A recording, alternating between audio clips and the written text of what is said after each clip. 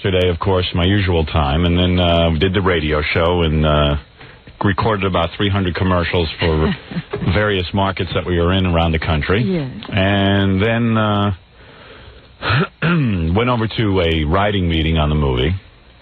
At your offices? At my offices, the private parts offices. There's actually private parts. You get off the elevator and it's a big thing, private parts. You know, when I was writing that book, I had no idea there would be a huge office that said private parts. Yeah, you were sitting there designing an office. Yeah. And there's about 1 million people who work there. Look like they've been working there their whole lives. Yeah? Yeah, and it's really exciting. As I'm sitting there writing I met my cinematographer. I met, Now, what do these guys do? Just hang out until you finish the script? Oh, no. They're looking locations. They know, we've already, this is going to, for all the work I've been doing, it sounds kind of funny, but we know the story now. We know what scenes are going to be in, but actual pages that are finished might be 20. Huh. That's amazing. Yeah. 20 really that you could go shoot tomorrow. But you are committed to certain scenes. Yeah. You've decided this scene must be in, this scene must be in. Well, yeah, and I'm so crazy that, to me, they keep giving me stuff to do. Like, they want me working out with a trainer every day. But how do you write and work and... I don't know. This is the discussion I had. I said, I don't understand. How do I write and how do I work out and how do I... really, the answer is quit your radio job. Right. This just isn't possible when you do this. Yeah, and I'm like all over. That's why I look like I'm in a haze because my mind. I was up at about 1 o'clock this morning writing down stuff for scenes. Because I really get into stuff when I do it. This is how I was with the book, and I get crazy. I get hyped up. Yeah. My mother told me last night that that's how I was when I was a little kid. When I got into something, it became. You couldn't sleep. I couldn't sleep, and I got crazy about it. So. I don't know. That's weird. So then they tell you to start working out with a trainer every day, and you think that sounds goofy because they always hear like tell you to work out with a trainer. You hear all these actors talk about doing, but they say it's very grueling, and also you're gonna be working lots of hours, and also this movie's gonna be around for the rest of your life, and the scenes where your clothes are off, you don't want to look real bad. And I know what they're talking about. Because I won't be able to look at it. I'll throw up. But isn't it supposed to be a comedy? Wouldn't you want to look just a little bit funny? Not with my clothes off. I look funny enough. There's no problem with me looking funny. You should see some of these wigs. Looking funny is not the problem. No, there's no problem. It's looking good that's the problem. There's some scenes that might call for me to look actually somewhat buff. Oh. So tomorrow they're having the auditions to find Little Howard. They have an open auditions. My mom is going. Oh, no. I can't go. I'm working. She's going to try to be Little Howard? Yeah, she wants to be Little... No, she goes, I know everything about Little Howard. I raised Little Howard, and Little Howard has to have a crew cut. I said, Ma, it doesn't have to be that literal. Yeah, they don't know exactly what Little Howard looks like. She goes, but Little Howard... She don't care. She wants it right. She wants Little Howard. Yeah, she wants Little Howard is right. She'll kidnap one of these kids.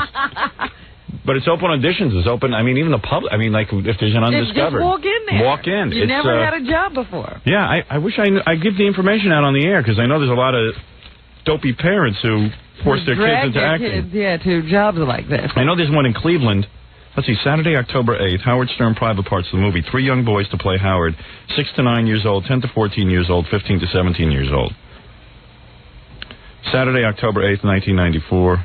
This is in Cleveland, 10 a.m. to 2 p.m. Where? Statler Office Tower, 1127 Euclid Avenue, Penthouse, Cleveland, Ohio.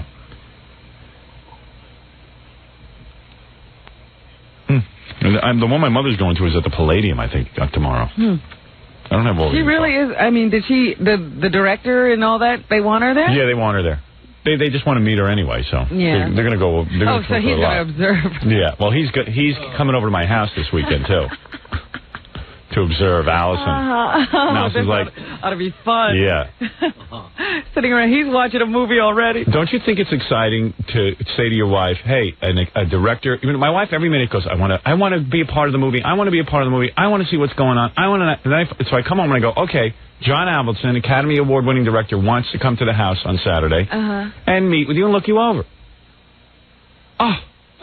Saturday. Yeah, that's her day. I have to take the kids, and I go, Allison, you bug me, you want to be a part of this thing.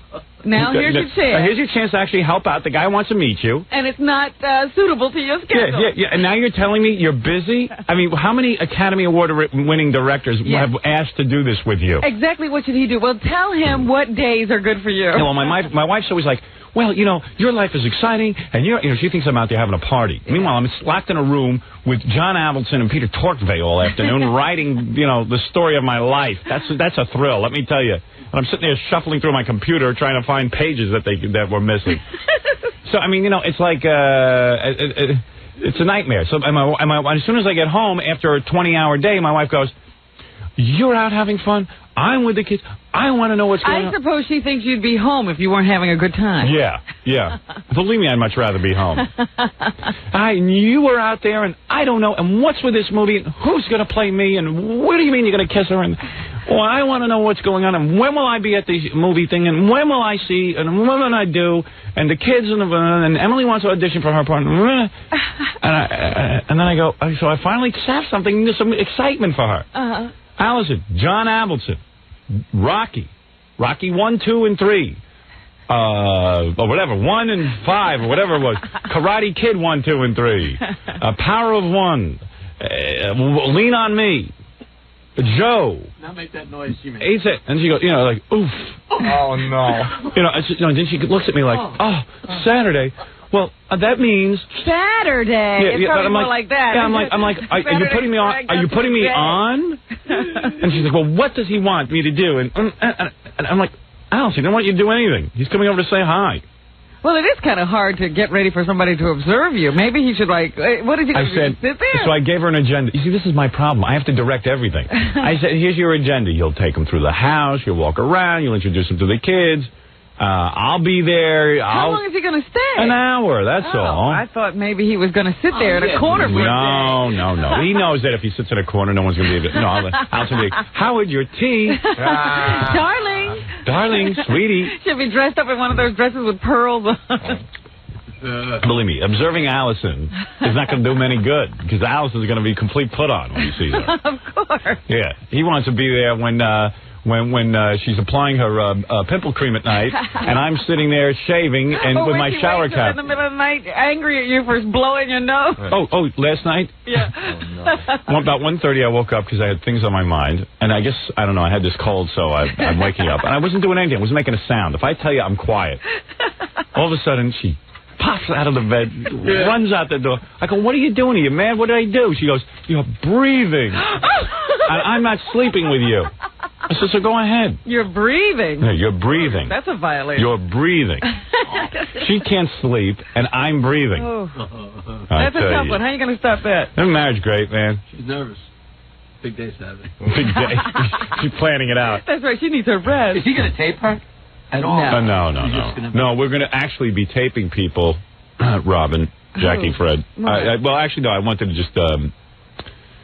I don't know. Don't you have enough tape of us? No, I don't know. I just wanted to... I don't know. You think he'd want a videotape her, no? Videotape her? He is going to videotape her. Oh. But... Yeah, but you want to just observe Yeah, not for this. You don't want to have, because nobody's natural for... We have a whole plan around that. Somebody should. Yeah. Well, you don't know about the cameras. See, he's getting her out of the house. The cameras Yeah, right. Is part of the reason for this meeting so he can break it to her that you're going to kiss girls in the movie? Because it's coming for her, No, I mean? It's so he wants to get a feel for Allison. He just wants to, In the home life. He's a director. I tell you something. Directors work completely different than writers or like a radio guy. They see things that you don't see. It's like when we're sitting there in the movie, he showed me how the opening of the movie he would do it, and I had this idea, and then he took a piece of old tape of mine when I was singing when I was a little kid, and I don't want to give away too much, but he just blended it, audio and visual, and it just was very powerful. You know what I mean? They see things in different ways. They have a different take on things. They see it like a movie. I think I see things in terms of movie. I don't. I see it in terms of radio and TV. Your movie is long, choppy, and not very powerful in terms of impact. No, you know what it is? And I understand because I never understood when these actors say, I want to go back to television because it's so immediate and all this kind of stuff. And what I realize is When I do a radio show and I really just walk in here and say whatever on my mind and do whatever I want to do, that's kind of cool. And when you do a TV show like we did at Channel 9, it was literally whoever had an idea popped in our heads. And we did it. And we did it. And there was very little thought. A movie is so different because you're telling a story. You're sitting there for 2 hours being told a story. Right, and it all has to hang together. Yeah, I mean, if I had to sit there and tell you a bedtime story for 2 hours, it better be a good story. Right. And that story better move along. And it's like even little... maybe I'm getting too technical here, but even little... not everything is said. Well, absolutely. Right. But that's hard to realize. That's right. You think not everything is. There's a scene in the movie where I come out dressed in something, and I think something should be said there, and he doesn't, and he's right. I know he's right. But I think it has to be there because that's how we do stuff. But anyway, the movie uses all kinds of things to move the story along. Yeah, and also there's like little nuances that I think are funny in people's speech patterns, and it ends up slowing the movie down. I've got to accept that because there are scenes that I've written that I think are really hysterically funny, and I think they'd be really funny on radio because I could sit there and tell you about I don't know. It's just like a whole different thing. So I'm like, every page I'm like laboring over. I'm going crazy from it. So that's why I'm going crazy. There, that's the explanation. And then, and then finally we know. You got someone like your wife, you got, who's every man, what's going on? I want to know what's going on. How come I don't know anything? Okay. Where did you get time to do this? It sounds like you're not even home. I literally walked in yesterday about 6:30 at night. Now, mind you, I've been out since 4 in the morning. Right. So 6:30 at night, I walk in. I'm ready to kill someone because I'm so hungry. All right, because I've been in traffic for 2.5 hours. Were you caught with all that traffic? Yeah. Not only was I caught with all that traffic, but I've been riding the whole friggin' day. And there's nothing more painstaking than it's annoying. It's like homework. Remember, well, not only that, because you have to throw out so much. You do it, and then you get rid of it. Yeah, and now I'm like at the point where I'm like, well, why am I doing so much if I'm going to throw it out? Yeah, just make sure you want this. Yeah, why don't I just throw it? So now I've learned, I call up and I pitch the scenes, and then I say, be blunt. Just tell me, I don't want to waste my time writing this. Don't make me write the whole thing. Yeah, don't make me write it to tell me no. But then I start thinking, well, if I wrote it, they'd like it better than my explanation. But then while you're writing it, you sit there and you say, I wonder if they're going to keep it. Yeah, right. So I go nuts. All right, so I'm going nuts. And then, John will say to you, well, and plus, are you working out every day? Oh, no. I go, well, I don't even have time. And he goes, get in there. I don't care. Can't you lie to him? So he says, tell me your schedule. He says, I'll find you a half hour for working out every day. So you know what he comes up with? What? I should work out right before the show at 5:30. Get a trainer to come up here. I said, that's no answer. I got to read the paper. Crazy. You don't understand. And what about, the fact that you don't want to be sweaty? You're on camera. Yeah. I do a TV show while I'm doing this. Please. I'm going nuts. Tuesday, I got wig fittings. And I go, guys, I want to work on the script. I don't want to do wig fittings. They're like, well, you got to go do it. Yeah, because if they're going to be custom made, they can't make them like that. And the guy lives somewhere in Manhattan that's obscure, and it's like, I go, so everyone's going to pile in the car. We're going to write on the way over to the wig guy. Okay, so literally, there's not even time to pee. So yesterday, I'm writing. And I said, God, I got to pee. And then I said, but if I stop, we're on a roll here. I better not. I don't want to break it. So then all of a sudden, I realized it's real late. I better get in the car, or else I'm never going to get home. And get in the car, and I realized I forgot to pee. And now I'm dying. I'm stuck in the car for 2.5 hours, and I got to whiz. Oh. Should I have an open mouth picture with you? Or if I had a good Snapple bottle with me. I'm going to talk to Tom. Did you make it the whole 2 hours? Yeah, I made it. It was a real nice ride. It was fun. That sounds painful. And then I get on the street, and some guy from the movie company's walking me downstairs. I said, man, I forgot to pee. And I looked like I was about to cry. And I go, but I don't want to go all back up that elevator again. Because then I'll... so you think, it's just a 45-minute Yeah, I go, it's not going to be that bad. I'll hold it. And I go, oh, this is such a mistake. I start getting like a lump. But you were going to tell me that Allison, when you walked in at 6:30, what did she do? Oh, yeah. So then I walk in, and it's just like I've been home. They go, oh, where you been? Oh, I've been writing and this and that. oh, what's going on with the movie? And I just like, Allison, I don't even want to, I don't want to even talk. I can't talk. I want to decompress. And she's mad at me, of course. Yeah. Because she's like, well, what do you mean? You have all this exciting stuff going on. You don't want to tell and you don't want to tell me, and you don't want to talk to me, and you don't want to see me. I go, I want to do all these things, but I've just worked for 24 hours straight. Oh, man, welcome to the nightmare. Just everybody, I said, everyone clear out and stay out of my way. So when I come home, it's like a terror. So you just throw everybody out? I throw everybody out of the room. I'm a terrorist, but I don't care. Your poor children. Oh, the kids don't even talk. The kids hardly know me. I walk in the room, I go, hi, kids. No answer. Oh. Just ignore me. Oh. They don't even know I exist. Yeah. Yeah. I say, hey, Emily. No answer. They didn't look up from my homework, nothing. Are you kidding? No, they don't acknowledge me. They're angry. Yeah, a house full of angry people. Yeah, but what can I do?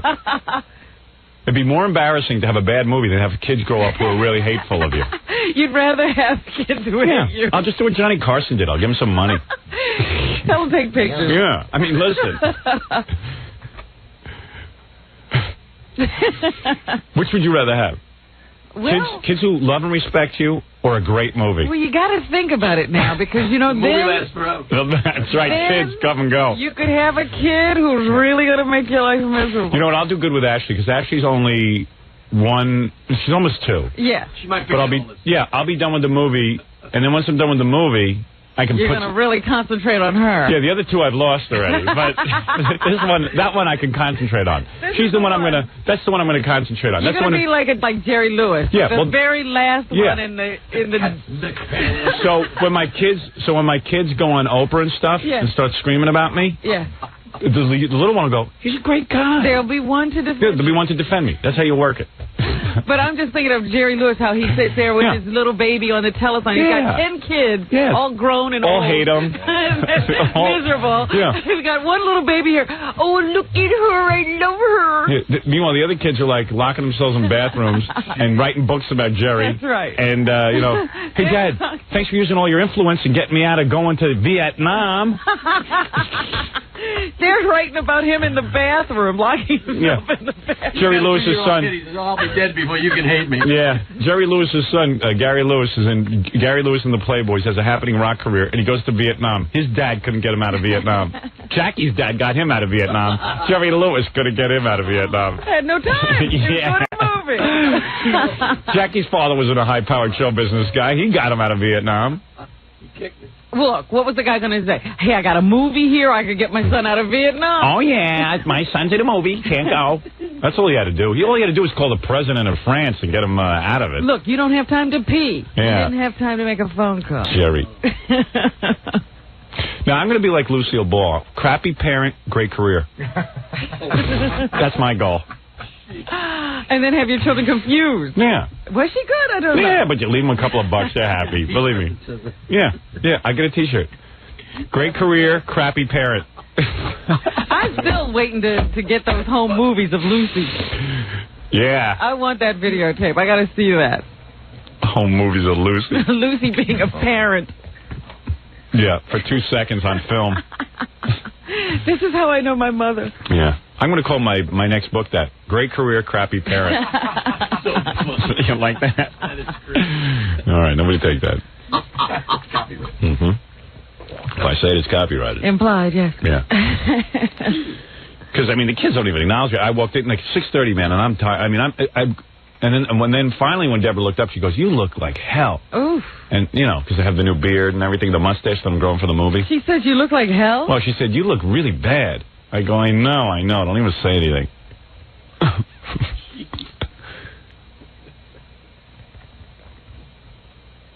And then the only time the kids want to talk to me is to discuss their parts of the movie, and then I have to break it. I'm the great. I said, Allison, can't you tell them they're not going to play themselves in the movie? Stop it. They think they're going to be in the movie? I keep telling them they're not, and I'm playing the bad parent. I said, can't you be the bad guy once in a while? Why do I have to come home and tell them they're not in the movie? Aw.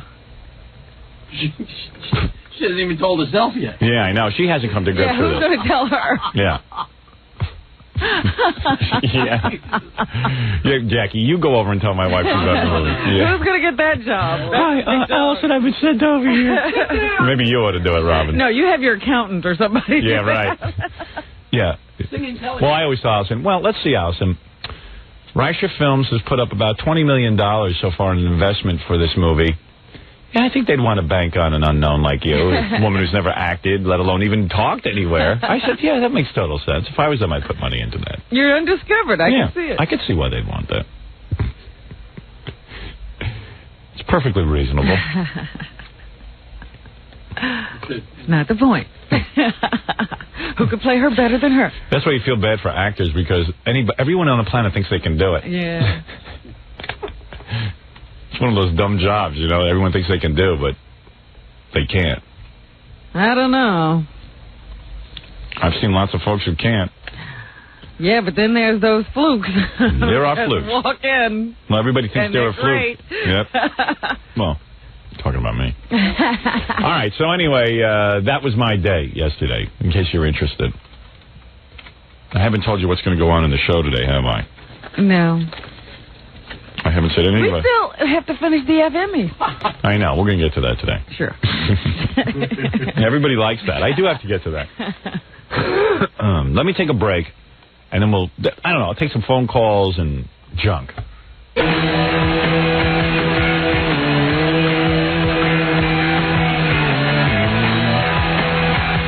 Well, here it is. I didn't realize it was in the newspaper. An open casting call be held tomorrow from 10 a.m. to 6 p.m. at the Palladium. 126 East 14th Street. That's a long time, 10 a.m. to 6 p.m. Yeah, well, there's a lot of kids who've been on audition, I guess. Your mother's going to stay there all that time? I don't know how long she's going for.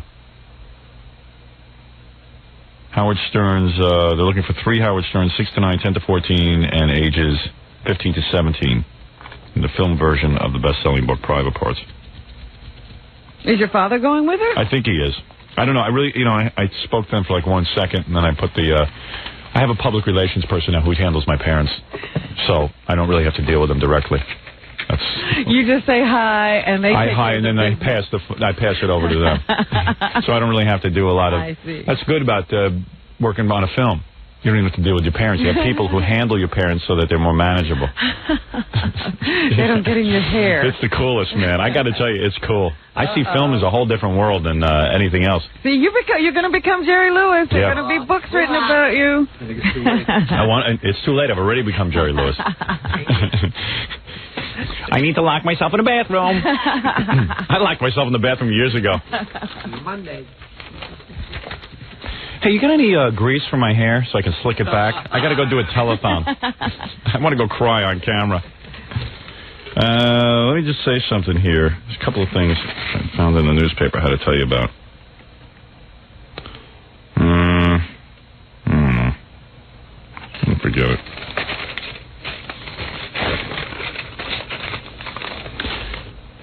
Oh, here's finally an article in the newspaper about the ratings in New York. You know, here we are. We're number 1 in the ratings, right? Mm-hmm. In New York. We have a 8.3, and the closest one is the all news station with a 6.8. Mm-hmm. And it's like the third paragraph in. No headline? No headline about me. But boy, if I went down, Stern drops. I just have to point that out. It makes me feel better to point that out. Hey, what did I tell that kid, Jon Stewart, from MTV? I told him not to take that show with Paramount. Yeah, stay at MTV. The pressure's a lot less. Yeah, I said, your show's not that good. He started to think his show was that good. I don't know what he was thinking. The Jon Stewart show, Paramount's replacement for the Arsenio Hall, has averaged a 1.2 rating. That's the reason Arsenio went off the air. And Arsenio was doing better than a 1.2. Yeah, I was going to say, Arsenio had twice that. Yeah, right. That's a whole chunk below what Hall was doing when he called it quits last May after 5 years. When he departed the show was averaging about a 2 rating. Yeah. Conan O'Brien even laughs at his ratings. Wow. Conan O'Brien is averaging about a 2 rating. And they say CBS's Late Show with David Letterman does the high 5s or low 6s, which is kind of funny to point out because when he was in Conan's slot, he was pulling in the 2s also. You know, everybody's such a genius. One day I'm going to go up against those guys, teach them a lesson, give them a spanking. Well, that must mean that Conan would kill if they put him on. Oh, yeah. Conan would get a 5. If Letterman had a 2 when he was on that slot, if they took Conan and put him on at 11:30, he'd have a 5. I fully buy into that. I really do. I think it's like, of course you have a 5. The because Emperor's New Clothes. Well, yeah, because it's 11:30 at night. 11:30 at night, of course you can get a bigger rating. Certainly get a bigger share. Yeah. Okay. Trying to keep a happy atmosphere. All right. Hey, you guys hear that? Is that Robin? You guys hear a voice? No, come on, seriously. I know I'm not hearing things. Oh, you didn't hear that? All right. Well, she sometimes screams at people. No, I hear it now. Wait. Shh. Yeah. Oh, it's Robin. Hey, Robin. What? You're doing a show out there. We can hear it. I'm sorry. I'm trying to do something here that reaches millions of people. I'm sorry. The show you're doing reaches, what, 1 or 2? One person. Who are you entertaining out there? Ralph. I heard a voice, and I'm going, I thought it was one of your tapes, Fred. No. And I go, man, what the hell is that? It's you out there in the hall. I think it's other stations we get. Yeah, no, that's what it sounds like. Yeah. I go, what does she work on another show during the commercials? That's right, to go out and do another. Yeah, right. Another gig. She works for another station. Just drop it. She does the traffic reports on another station. I'll stop that. All right. Hey, does anybody want to finish the tape from yesterday of why black people are voting for Mayor Marion Barry in Washington, D.C.? Let's see a show of hands. Yes, I do. Of course. I do. That's 3. We ran out of time yesterday, and I just wanted to finish off the tape. It was too much. We were overwhelmed. We were playing it yesterday, and we got so freaked out by it, we had to stop. I don't know if you were with us yesterday, but that's what happened. Yes. And even if you're from out of town, I'm sure you've heard that the good folks of Washington, D.C. Oh, hell, we're from out of town. Yeah, we're from out of town, and we're interested. There's this, Washington, D.C. is like 99.75% black. Except for the government. Right. And they all go outside of Washington at night to sleep. Yeah. The government's worrying about Haiti, but meanwhile they've got a worse than Haiti situation going on about 2 doors down. You go 2 blocks from the White House, and it looks worse than Haiti. Whew. Looks like a bomb hit it. That's right. So anyway, this guy who was the mayor, Marion Barry, you remember, they put a camera on him, a hidden camera, and they found him with another woman. He's married. He's doing cocaine and carrying on. He's on his walkie-talkie. He's busy with a walkie-talkie. Unbelievable. Crack pipe. Hello there, walkie-talkie. He had a walkie-talkie, and what he was doing, said he was running the business of government from his hotel room, but that's right. He was on there. Hello there, walkie-talkie. I need, hello, anybody there? Over. Yes, we're here, Mr. Mayor. Look, boys, I'm going to be needing me some Johnny Walker Red. If you could go out and run down to that liquor store and get it to me, I would help me do the business of the government much better. Now, where are my white crosses? Where am my bourbon? I need to be strong for today's meetings. Hello, walkie-talkie. Over. All right, Mr. Mayor, we'll be right over. Over. Over to you. Over. It was like one big nightmare. Yeah, you'd have thought it was a pilot with all the instructions and the overs and outings. Yeah. So anyway, he was the mayor, and they caught him on tape, and that was the end of his career, so we thought. Yeah, we thought that was the end of Marion Barry. But only in Washington, D.C. could you be a crack user and be caught with a woman in bed, and the people will vote for you again. So he actually ran again, and he's going to win because he won the Democratic primary. So we wanted to go to Washington, D.C. and find out why people were voting for him. Some people yesterday thought that was a racist idea to ask people why they're voting for somebody. I don't think so. Well, just suffice it to say, we are not the Gallup organization or the Harris poll people. Right. We do not do scientific surveys. We just went and asked a few people. Yeah, we just walked out on the street and asked people, why are you voting for Marion Barry? You going to be voting for Marion Barry as the next mayor of Washington? Will I vote for him? Yeah, sure. I voted for him for the primary. Do you think Mayor Barry sets a poor example for the children of Washington, D.C.? No, I wouldn't consider it to be a poor example. I consider to let them know that you don't do certain things in order for you to make it. And then if you do them, you still can make it. If a former crack addict is elected mayor, do you think you could vote for a senator hooked on heroin? I'm like this. It depends on how this senator represented himself before. he could, continue on doing what he's doing. Oh, Jackie, calm down. Jackie loves this. It's so funny. That's his favorite. Well, Gary said every guy who answered had the same answers. There was a similarity that when we asked about O.J. Simpson, all the black dudes said, only God can judge. And about Marion Barry, they said, only God can judge him, and deep in my heart, I know that God has judged him okay. One guy said God had told him to vote for Marion Barry. Yeah, one guy went as far as to say he speaks to God, but he's also homeless. Well, in a house, God can't get through. Right. What did Mayor Barry, when he was mayor, do good for Washington, D.C.? What did he do? To me, do good. Oh, he did a lot of great things as far as dealing with him. Before he was mayor, he even worked with the pride situation. See, because I'm on myself. He worked with the pride situation, and the pride situation will help people start believing in each other in this district. Okay? And you need a guy to be mayor to help you believe in each other. The pride situation. I don't know what that is. The pride situation, because there's no pride in the community.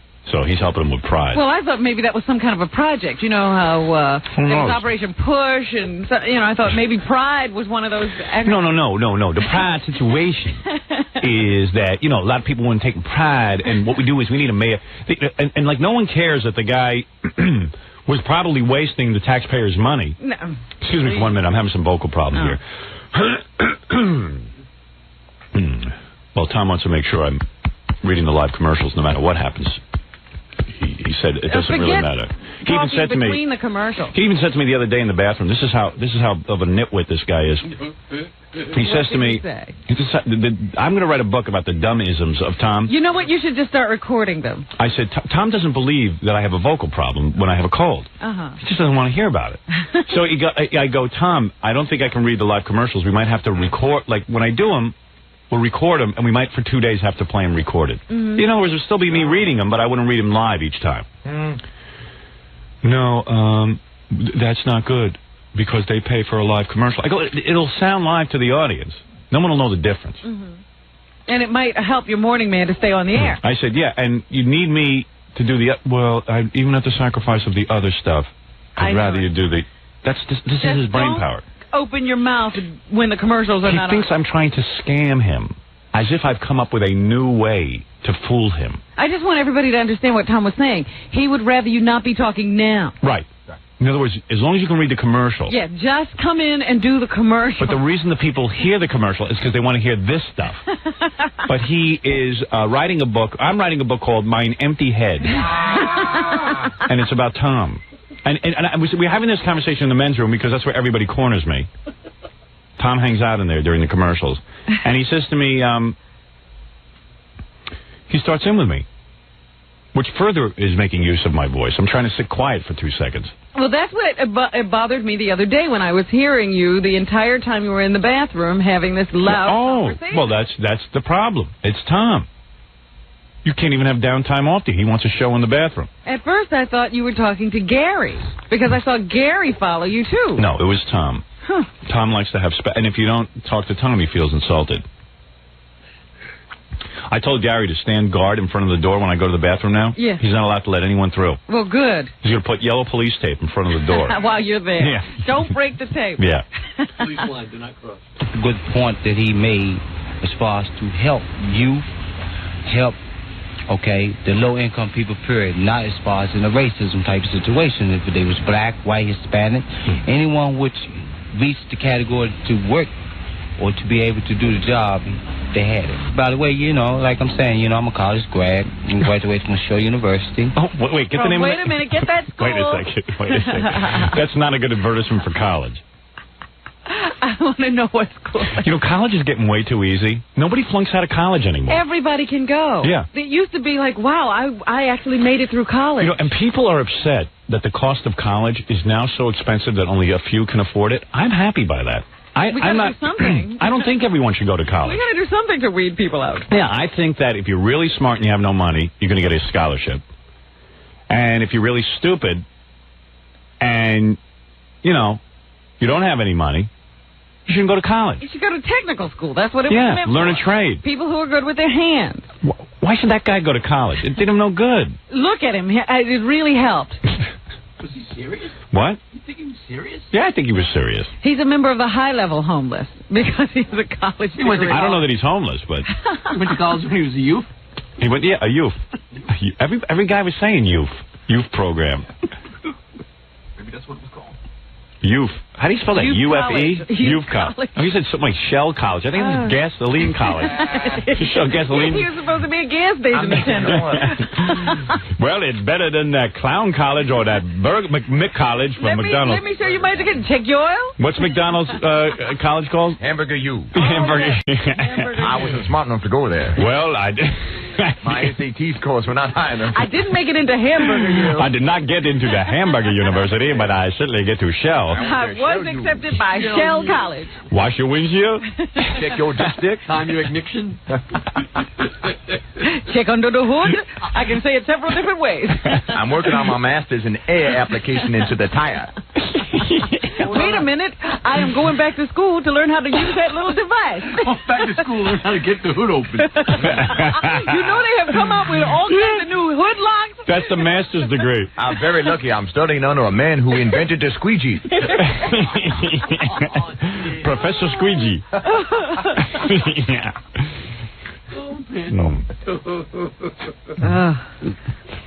Now, looky here. We didn't learn how to open up this here Jeep.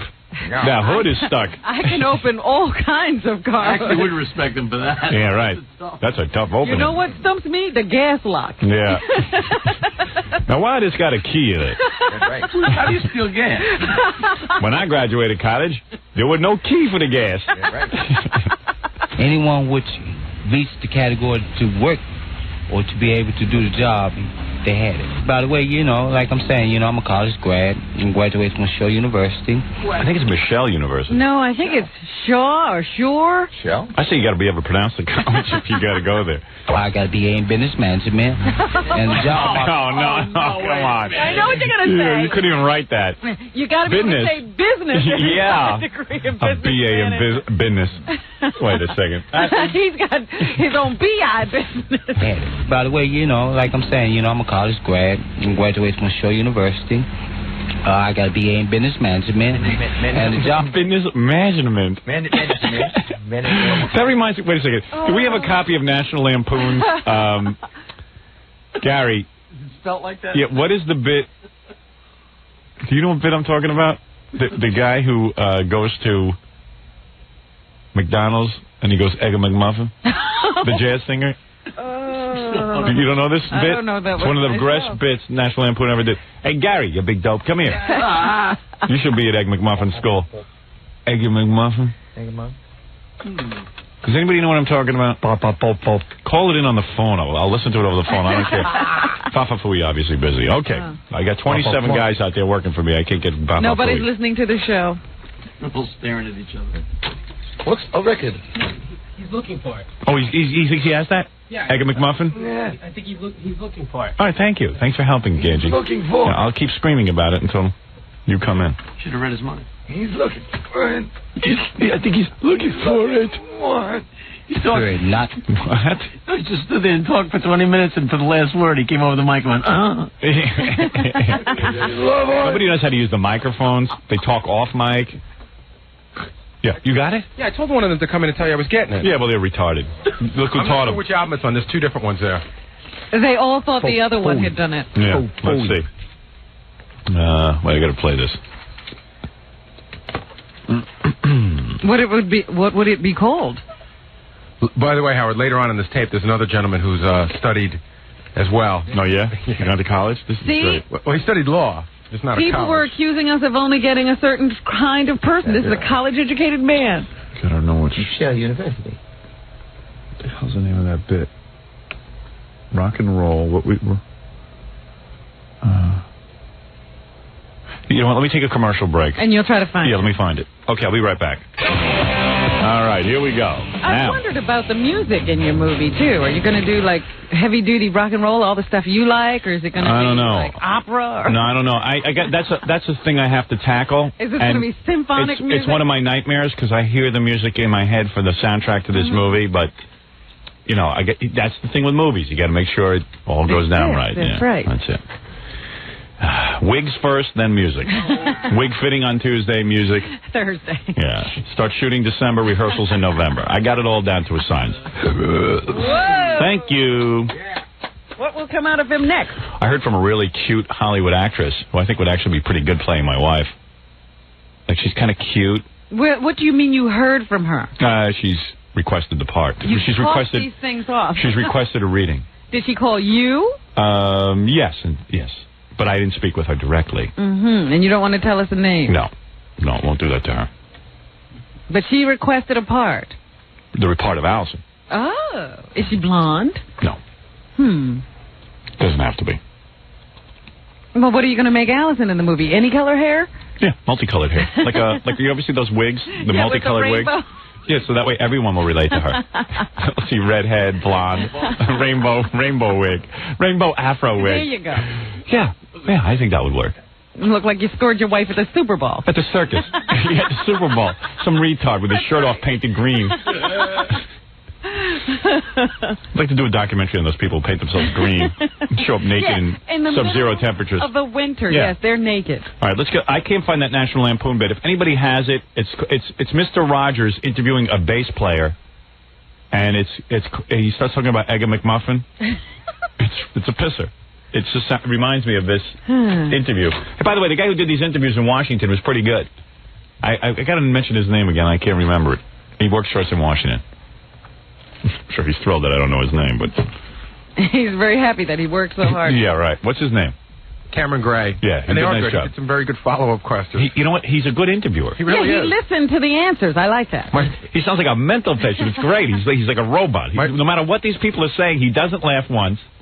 That's right. He has that monotone that does not change no matter how shocking the answer. He's like, would you vote for a man who smokes crack and has with women other than his wife?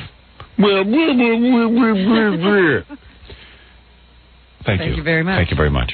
I mean, I couldn't do that. His finest moment on these interviews so far is when he said, would you vote for a senator hooked on heroin? And the guy goes, no. And he goes, well, what drugs would be acceptable? Yeah. That was great. Yeah. If the guy vomited on him, I suspect he wouldn't flinch.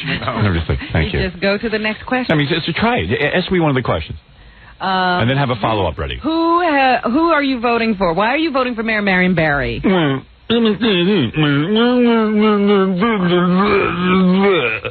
Thank you. It's not easy. Now, come on. Do you think that a man who has smoked crack is a good example for children? Well, I went to college and told me college. You see what I mean? You're living. You know, plus you're taking a big thing out of the equation because John and I have gone out and spoken to some people like this. They spit on you and they smell really bad. It's hard to be that close to them. Oh, boy. But like this guy, he's got a college education. This is no... This is not your usual slouch. He's got a what has he got? A business? A business administration degree. Wasn't that? Business administration? Okay, the low-income people, period. Not as far as in a racism type situation. No, business management. Black, white, Hispanic. Management. Anyone which reached the category to work or to be able to do the job, they had it. By the way, you know, like I'm saying, you know, I'm a college grad and graduated from Shaw University. I got a BA in business management, and the job market here and now is not as it was when Mayor Barry was mayor. Okay, at least he did give you a chance. Okay, all right, what the heck? Everybody, boom, spend a little bit more or got a little bit more than what they probably deserve, but hey, at least he gave everybody a fair chance. And since then, people retired. I'm trying to learn. They had to be forced to retire. See, when I went to Roosevelt High School, this is what I'm trying to show in my movie. I was in a classroom full of these guys. No, they weren't in this shit. Oh, yes, they were. I swear on my life. I'm going to take you to Roosevelt just so I have a witness. Oh, boy. It was a welfare community. But kids don't sound like that. Oh, my God. What do you think? This guy sounded better when he was young? I hope. What do you think? He spoke perfect English and it got worse as he got older? I didn't say he was speaking perfectly, but certainly he must have made sense. And let me tell you, he's on good behavior. He's got a microphone in front of him. Roll that back, because I was really trying to figure out what he was saying. No, we got to move on. There's too many other interviews. If we keep rolling back. He's a gem. There's always key words that you don't understand, which throw the whole thing off. That time I understood it a lot better because I realized that probably. It's probably. Yeah, well, you got to get into it. See, I understand because I grew up in the black community. Oh. So I knew probably was probably. I knew that translation. Just ask me, I'll tell you what it is. 20 years. I had to make sense out of these guys where I was. It's like a crossword. When you got a guy yelling at you, you pay attention. Now, I look at me. Now, if I was in that situation, they would have made me out of the job. And there's nothing else I can do about that, but I have to deal with it, you know? Okay, do you think O.J. is guilty or not? I'm like this. O.J., I could not consider to say is he guilty, or I can't say if he innocent because the reason why I wasn't there.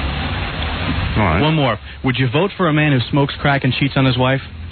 I'm like this. Number one, who say she didn't cheat on him? Ah, see? Yeah, there you go. There you go. That guy's a politician. Well, he went to college. He starts every I'm like this. I'm like this. Yeah. Well, he's letting you know. That's better than you know. I'm like this. I'm like this with that. I think you could do a whole answer just with that. He'd be like, I'm like this with this. Now, look, but I'm with this with that, too. So, you know. But you see, I'm like this. I'm like this sometimes, and sometimes I'm like this. So what's your name? Big Sugar Tom. You mind if I ask? What was that? I don't know. 2 questions for broadcast on WJFK? Yeah. So we got to be loud found them all. It's the loud found them all Redskins. All right. Let me ask you a few questions here. Are you going to be voting for Marion Barry for the next mayor of Washington? No way. Kelly. Oh. Are you? At least this is one guy who won't. But he doesn't realize the primary's over. Yeah. He can't vote for Kelly anymore. I know. Well, so what? So what's the point? At least we found a brother who's come to his senses. If he had gotten out there, maybe he would be able to vote for At least we found a guy who's making sense. Yeah, but the only thing I understood was that he's not voting. Other than that, I haven't understood a word. So what? Republican or a Democrat? What do you mean? Who do you like better, like George Bush or Bill Clinton? The president? Mm-hmm. I like Clinton. Okay. Can you list a few of the key points from Marion Barry's campaign platform? Man, Barry is a cocaine habit, ain't never been no good. Right. So you think he sets a poor example for the kids of Washington? That's right. Because the drug in Washington, D.C. is drug addicts. The kids are on drugs. They don't listen, don't stay in school. Hey, you can make fun of this guy all you want with his speech. He's making sense. He's making sense. He's the first guy. Now, this is we're already up to our 15th guy. He's the first guy who said he wouldn't vote for Marion Barry. And says he's a bad example. All right. Drug addicts. Okay, if a former crack addict is elected mayor, do you think you could vote for a senator hooked on heroin? Mm-hmm. No? Okay, just a few more. Do you think he did any good for Washington, D.C.? Ooh. Marion Barry? No. Okay, 2 more. You think O.J.'s guilty or not? O.J. Simpson? Yeah. That guy... That man is right on. I'm with that. First of all, you're going to be voting for Marion Barry as the next mayor of Washington? Yes. Are you a Republican or a Democrat? Republican. What's that? Republican. Can you list a few key points from Mayor Barry's campaign platform? I'm Republican. I think he said he's a pelican. I'm a pelican. Oh, you're a Republican? No, I'm a bird. Pelican, you know, with that big back. I'm a pelican. I have a fish in my beak. Yeah. We go, would you like one? Stand on my leg. So watch me stand on one leg, or is that I'm a stork? A flamingo. A flamingo. Form?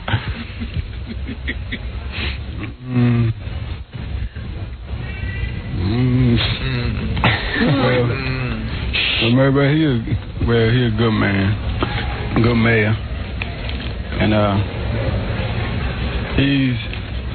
I think he'll make it out real good. Okay. Do you think he sets a poor example for the children of Washington? Yes, he helped a lot of kids get jobs and do stuff around Washington, D.C. area. Does he set a poor example for the kids? Yes. And he helped them, too. If a former crack addict is elected mayor, do you think you could vote for a senator hooked on heroin? No, not really, because I don't think they'll make it. Okay. Do you think O.J. Simpson is guilty or not? I believe he's not guilty because I believe he didn't do it. Well, then I believe he did. Would you vote for a man who smokes crack and cheats on his wife? No, so it ain't right for them to do it. How come he's voting for Marion Barry? That's the other question, Howard. Yeah. Into the follow-up, I guess. Lots of contradictions. Yeah. What do you call this park? We're right across the street in the White House. You know what this is called? Lafayette Park. What do you do here? I'm reading the paper right now. Ever seen the president walk by? No, I haven't. Got a few questions here about Mayor Barry. You going to be voting for Marion Barry for the next mayor? I have done a little research on Barry, and he seems like he overcame his problem that he had, which I think it made him a stronger man. And to be able to run the city, I think he shall be able to do it now that he has a little bit of knowledge of what the problem is of dealing with the situation of being a crack substance abuser.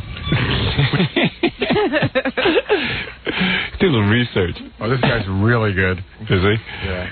Pretty well thought out. What paper is he reading?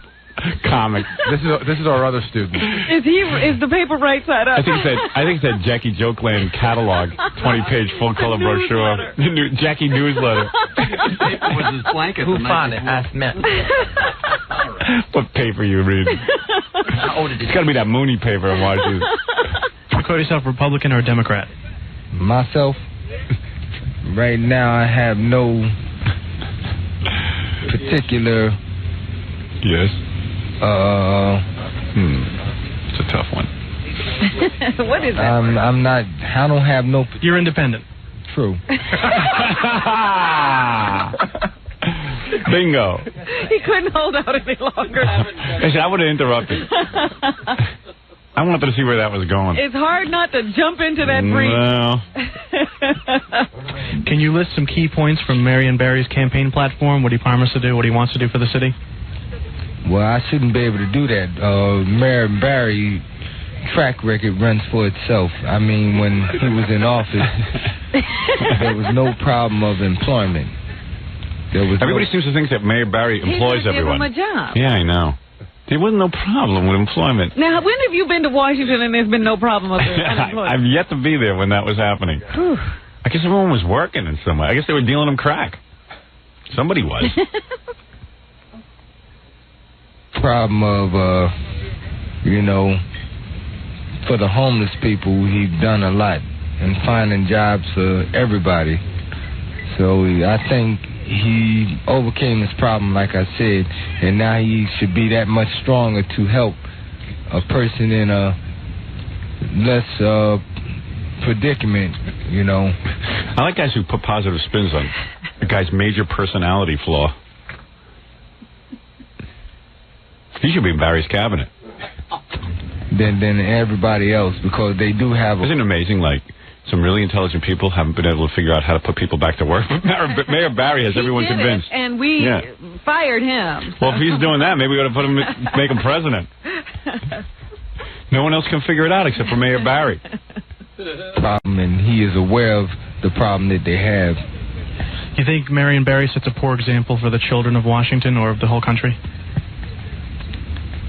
No, because he was a strong influence. If he overcame his problem, he's showing other people that they can overcome theirs. Okay, if a former crack addict is elected mayor, do you think you could vote for a senator hooked on heroin? See, that all depends, because it all depends what their track record was when they first started. Okay, I see you're reading a copy of the Washington Post, and there's an article about O.J. Simpson opened up here. Do you think he's guilty or not? O.J.? I really I've studied law. I have a little. Oh, where'd you study it? Well, I studied it back in high school. High school law. Oh, he's got that high school law degree. Yeah. Yeah, I studied law in high school. That's why I'm a part-time lawyer. Didn't Shapiro study law in high school? Yeah. Johnny Cochran got his law degree from Johnny Cochran were in the PS 123. That's right. Law, Right. And You know, my following the case, you know, I'm a pretty good judgment of character. Now, it's a good judge. Too early in the case for me to come to a conclusion to say whether he's guilty or not. You're baffled by the facts. Well, you know, I got my degree in law and whatnot. Whatnot, he minored it.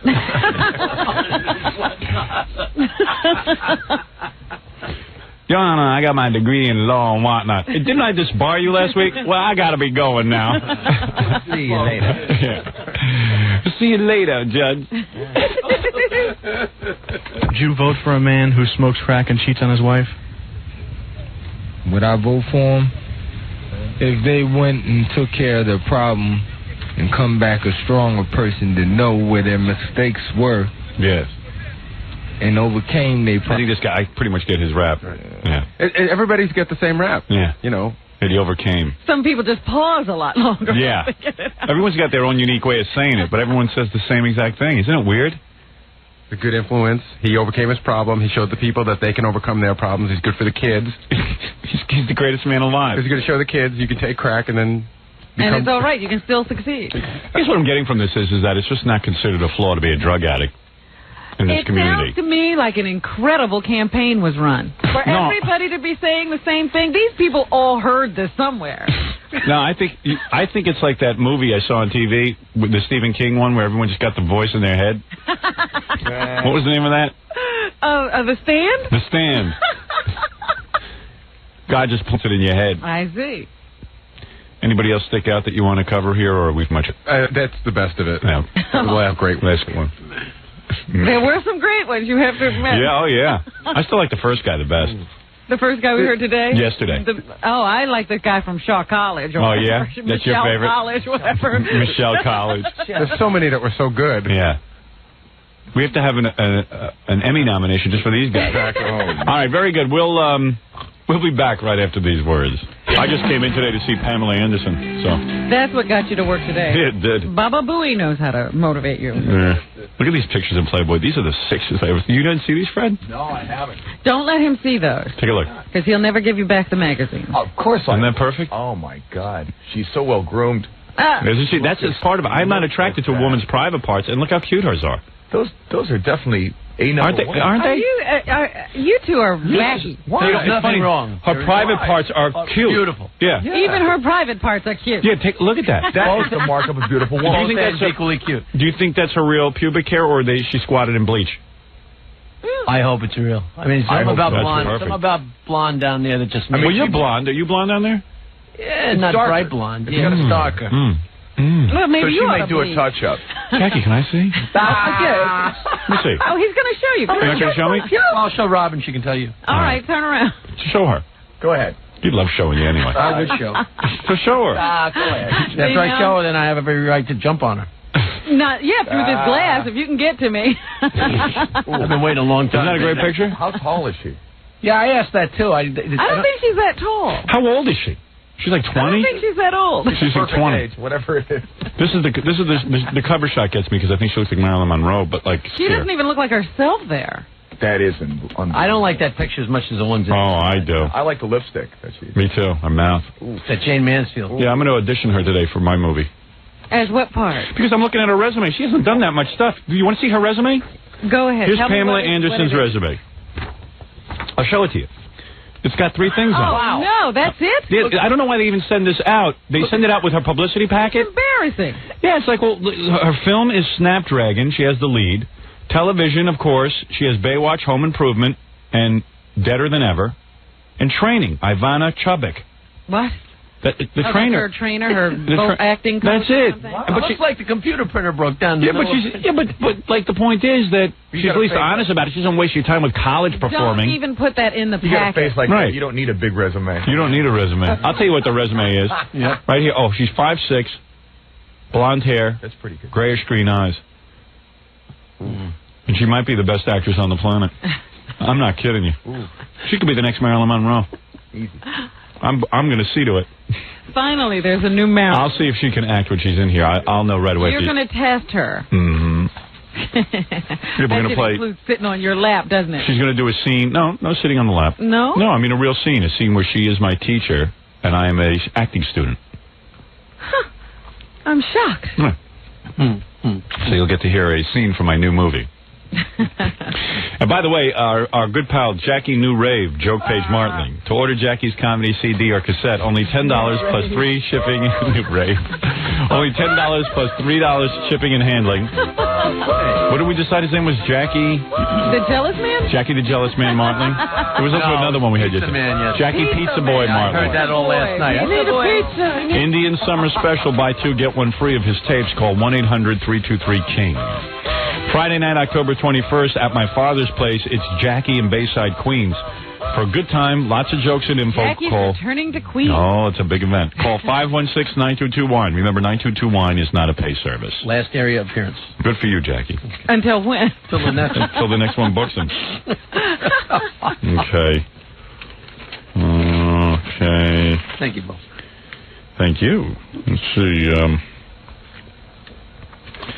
Here's the Los Angeles newspaper. Howard Stern was the top morning personality. Moving up from second place. Evidently, we were in second place with the Spanish station. I know. Yeah, but now we're number 1 again. That's what I was thinking. No more of that Spanish station nonsense. Yeah, listen to this. This is great. Okay, so we're number 1 in Los Angeles. Followed by second place, veteran KABC AM team of Ken Minyard and Roger Barkley. Mm-hmm. I guess that's the Ken and Raj show.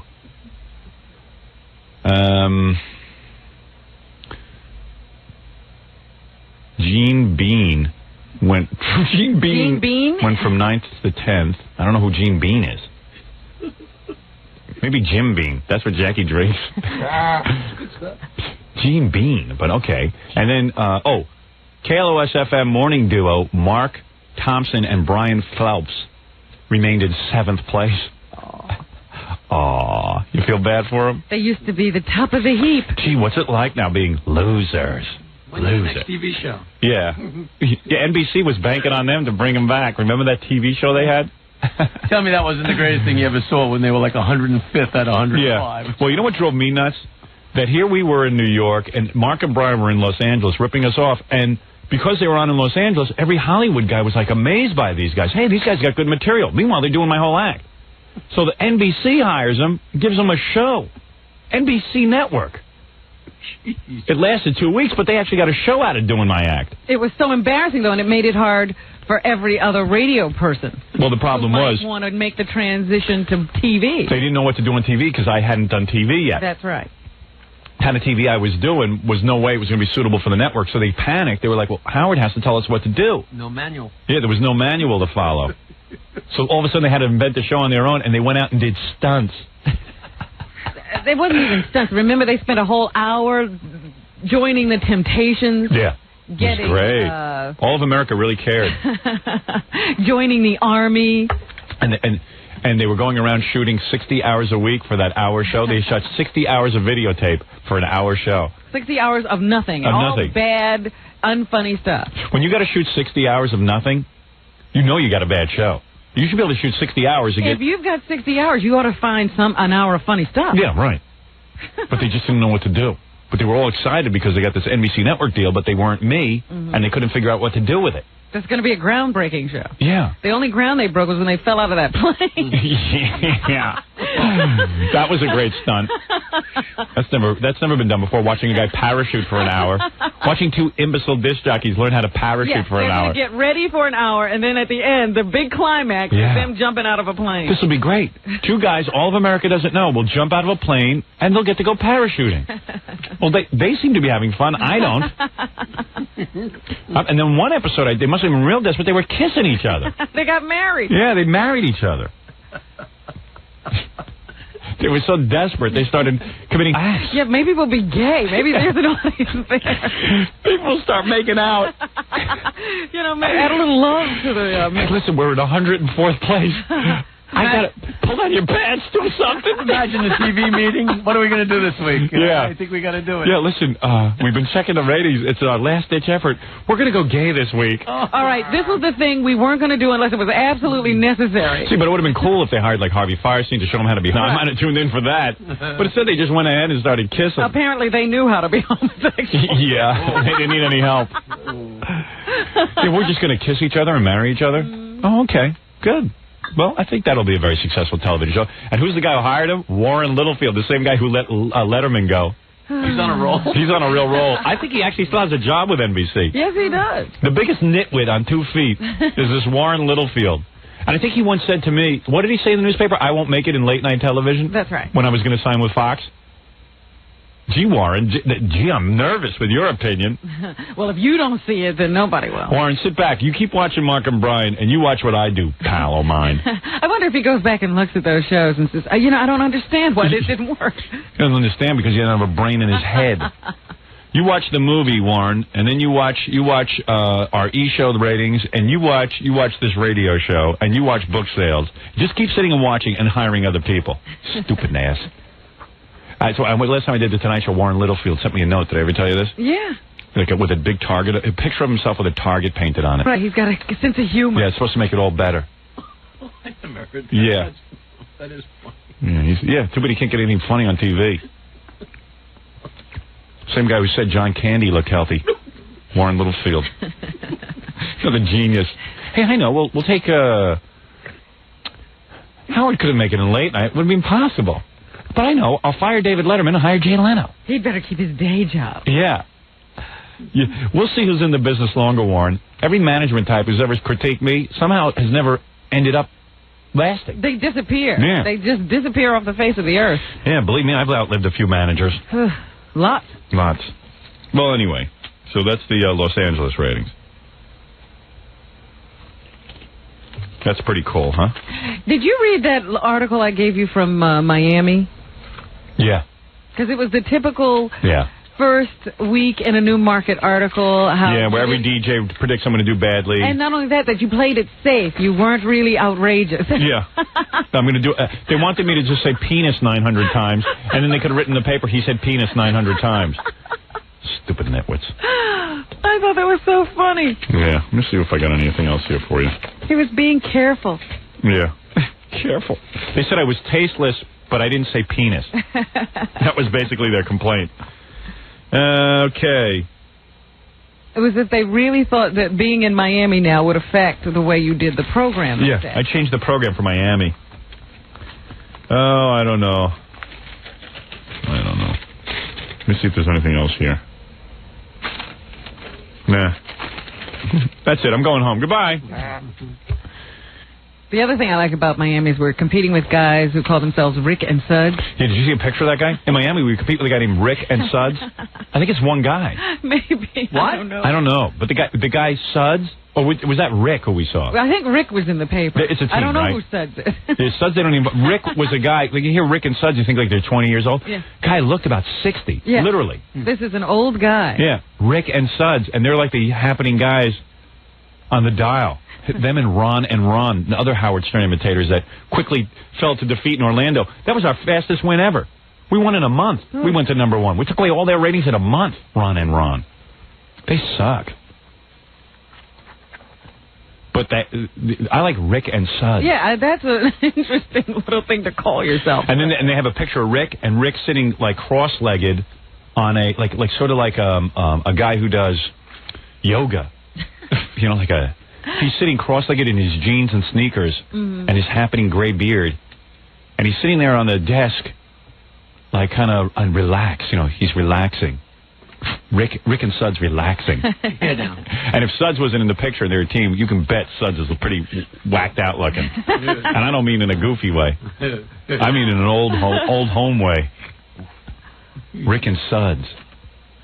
Rick and Suds, who've been in radio probably for 100 years, never thought up anything funny to say, and got a few tapes of my show. Yeah, all of a sudden. Yeah, all of a sudden they came on. I know what to do. Oh, you talk about things you feel. Oh. I mean, you don't have to play a record every... Oh. And slogans are out. You don't just get one thing to say, like, yee or something. Yeah, yee. Oh, well. Want to take some calls? Sure. Or do we have to take a break? We should take a break before she gets here. Oh, she do? Well, let me take one phone call. Who cares? All right. Orlando, you're on the air. How you doing? I got just a statement and a fast question for you. I'd like to find out. The statement is I just received your book. Bought your book. Why don't you turn off the radio? Okay. And maybe you'll be able to talk in a coherent way. Okay. I get he's voting for Mayor Marion Barry. I just bought your book, Private Parts, and I have a problem reading it because I'm visually impaired. My question to you is... You're not missing anything. Don't worry about Well, it. I want to find out, are you going to be able to release that book to Talking Book Topic so I can get it on tape? I'm working on the audio version right now, and it'll probably be out in a couple of weeks. Is that right? You're working on that? Yeah, it's been difficult because I got a cold. I was supposed to record it this week, but... In other words, the blind or visually impaired will be able to get a book on cassette like that. Yeah. Very good. Okay? Thank you very much. All right. And it'll be kind of fun, too, because I'm going to put some, sound effects and have different voice people involved. It's going to be kind of it'll be a little more lively than the usual book. I've listened to a few books read now because hear what the people do, and all they do is read them. Mm-hmm. And that doesn't... Well, I'll tell you, doesn't cut it. It is a little rough when you can't read the print. Yeah, and I also know you blind guys like them, and people who listen to... A lot of people evidently listen to books. Yeah, there's a whole section now in bookstores of cassettes. So what I'm going to do is... I'm realizing, too, that they want to hear me... Like, they don't want to hear the radio show. They want to hear the book. Right. So you got to read it to them. But also, I'll just give you a little, pizzazz every once in a while. Okay, thanks a lot, Howard. All right, dude. Not too much to be distracting. Huh? Right. Thank you, Robin. If you're blind, you should buy the book anyway, because maybe you'll, maybe... Well, I've got the book. I want to use it as a... coffee what they stand. call it, memoir or something. Yeah, memoir. Use it as a memoir. Very good.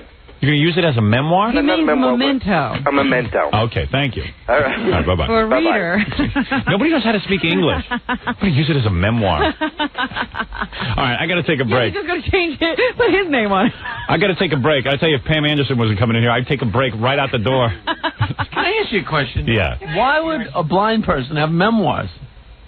He wants a memento. A memento. But, I mean, how do they know it's there? Oh, okay, Jack. Oh, boy. They feel it, you jerk. What's the matter with you? Oh, I guess that's obvious. He says he could see a little bit. What they have the book. Also, he sees... See any book. Vision impaired. Who even knows if it's in my book? It doesn't matter if it's my book. They tell him it's my book. That's what I'm saying. Be quiet. So profound. All right. Anyway, we'll be back right after these words. I got FME. My tooth just fell out. Mood tooth. So what are we going to do? Like Albert Brooks, I know part 2 of Albert Brooks. By the way, catch the E! Show tonight. We're doing part 2 of Albert Brooks. It's real funny. Forget Albert Brooks. Have an all Pamela week. Well, what are we doing? Let's do Monday, Tuesday, Wednesday, Pamela Anderson. Do you want to do Tuesday, Wednesday, Thursday? Why Tuesday, Wednesday, Thursday? Joan Rivers is supposed to run Monday, but we can shift it if you want. Joan Rivers. Let me see. You got Joan Rivers or Pamela Wait a Anderson? second. Get on the microphone. I can't hear you. We're getting a lot of footage of Pamela and a lot of pictures, and we can make it right. So all right, so Tuesday, Wednesday, Thursday, Pamela Anderson. What about? And then rerun it on the Howard Power Hour on the weekend. All right. And then the following week, run it again.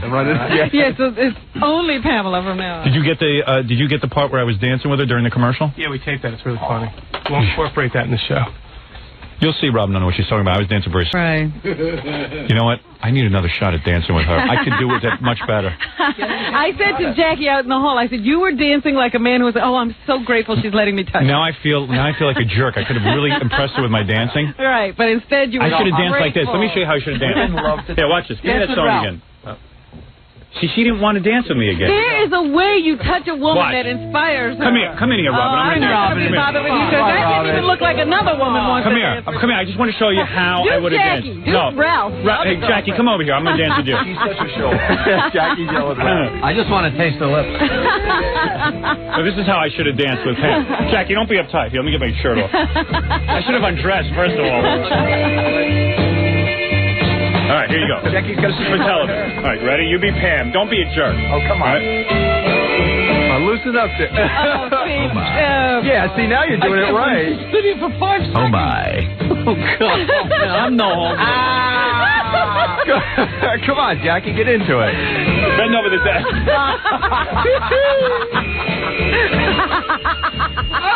What up? I hit the thing. Oh, no. Well, now we'll never get that off. Pretty already. You got to go over there and fix that. No, he won't. That hum is Jackie just hit the equipment when I was humping him. I was trying to get away. Where is that Pam Anderson? She's still here? Now I know how to dance. You smell like her. I know I smell like her. Let me smell. You better not go home. Come over here and smell me. Ralph is jealous. He wants to dance with you, too. It's just... She smelled up the whole room. Man. Get her back. I need one more dance with her. Get her back.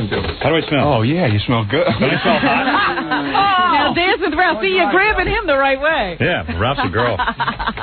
Jackie, what happened, man? Why don't you let me do a little dance? I got weird, man. I thought I was going to come over there and dance with you. I really couldn't do it. I need another shot at it. Robin, come here. I want to show you how to dance. Maybe she didn't You leave were yet. doing a good job with Ralph. Was I? She's out there probably still. Get her in. Yeah, but she don't want to dance with me. She don't want to dance with me. Excuse me, let me just explain something to you. Yeah. When Ralph walked over there, you see how you slid your arm around his but waist? he's my height. And I couldn't get to her. She needs to be up in a box. In other words, I'm the perfect girl for you. I couldn't get to her. I feel gawky around her because she's too short for me. Were you stabbing her in the stomach? Yeah. Your hands go all the way down like that. I think you need to have her back in Monday. What height are you, Robin? I'm the same height as you. Come over here. I'll show you. Get over here. Stop being uptight. It's me. I'm not going to do it, Robin. What's the matter I was with you? telling you, I was uninspired by that. Just get over here. Like she don't need the action. Yeah. And she hasn't gotten laid in like 5 years. Yeah. You haven't. What's going on? She just fell down. You haven't had a man in 5 years. You need this. She's going to show you how to dance. Dust off the cup. Yeah, she can't even walk over here. She can't even walk. All right, here, come here. Just put on that music. Watch. I can't hear the music. You don't need it. Look at Robin. She gets all weird. Here, come Really? Here. What is watch, this? watch. Now, see, that's what you should have done with her. See, that's... Come on, I got closer than that. What did you do? You pushed her. Dance with him. Was that too... That was too... Get her in here. Is she still here? Yeah. Go get her, Robin. Yeah, Get her in here. I'll throw her right through a window. Robin. You can talk her in. She's gone? Oh, you Bitch. she jumped out the window. She jumped out the window. She heard I wanted to dance with her again. She flew out the window. Oh, man. I wonder what the scene was like outside. There must have been like 90 people waiting for us. Yeah, you're one of them. Yeah. I'm following her over the Jon Stewart show today. You're going to be stalking her. Yeah. No wonder people follow her home from work. Yeah, if I was out in California, I'd be following her home, too. I know. I'm going to fly out there just to follow her home. Let's fly out there, watch her do Baywatch, and then follow her home. Join the crowd. Yeah. Find that hotel. That'd be my daily thing to do. But see how you could have taken that opportunity and you just didn't do it. Oh, why don't you coach me before? So full of suggestions now. Yeah, now you're a help. Who knew you wouldn't know what to do? Oh, I choked. You froze. Dancing her with like I was a 13-year-old at a prom. A girl like that, But you know what I understand? You didn't choke when you came to kissing her the first time. You were fine. I tried. I had that planned out. I didn't realize I'd be dancing with her. Yeah, it was the dancing that he would get. I was massaging. Her leg is so muscular and tight that it was like rubbing a guy's leg. You tried to talk the whole time so you could do it longer and work your way up. And she moved her leg away. That's a massage. I think she was getting aroused. That's her right. Wanted you to stop before she attacked you. There you go. I think if she called me up and said, look, I really need it bad, so just come over and give it to me. You know, I won't tell your wife or anything. I'd take a spin with her. Now, what's that like when she says, I would date you? That's very bad. You must That's very bad. On the one level, I know it's ridiculous because she only loves the guy that I become. In other words, she wouldn't have dated me when I was Howard Stern in college. But, who get over there. Who cares? You could get over that like that. Yeah, I've become a different guy. No problem. But she would leave the Howard you are today. Yes. Because of what you're like when you're off the air. No, she would be great for I'll you. be quiet. You be quiet. She'd be great. You know what I was thinking about? I might have to beat my wife tonight. Beat her until she looks like Pamela Anderson. That'd take a lot of beating. She looks like Pam's mother. Maybe you knock out a couple of teeth. Knock out a few teeth. And give her a bulbous nose. I don't know if she's for real when she says she would date me. She seems to be. You know what? She would say, all right, he could amuse me for a while. Yeah, he's a good monkey. Yeah. Well, you look. Well, she's going out with Brett Michaels now. She went out with Scott Bay. I mean, Brett Michaels isn't even that good looking now. And I think he's. Isn't he kind of heavy? He's going bald. No, he's not heavy. He's going bald. I know that. He's going bald because he's always got that thing on his forehead. He's got that big bandana. Yeah. Yeah, but that's a guy who treats her like she's nothing special. Yeah, like a slut. That's what I was trying to tell you. Because come here, you pig. I'm going to do you now. Right. Yeah. Here, take my Johnson with you when you go. Right, yeah. He knows how to treat. He knows how to treat women. But she won't last. She's not going to marry him. Yeah, but he cares. Me, I'd be married in a week. Yeah. Who wants to date a girl who has that picture in her photo album? I do. Yeah. I don't care what she's got in her photo album. Yeah, she could have pictures of sheep. I don't care. A football team. That's a girl, boy. That's a nasty, dirty girl who is built for. There's nothing she's built more for it. You could sit there with that stupid acting and everything else. She's built there for a good contact. Acting. I tape Baywatch and just fast forward it to her scenes. You sound like a real dickhead. You better calm down. You sound like a stalker. Yeah, you do, man. You're sounding dangerous. Like the police are going to have to come over and question you. She took a picture with me. I think me. What was that? I tape Baywatch and fast forward to the part just to watch it.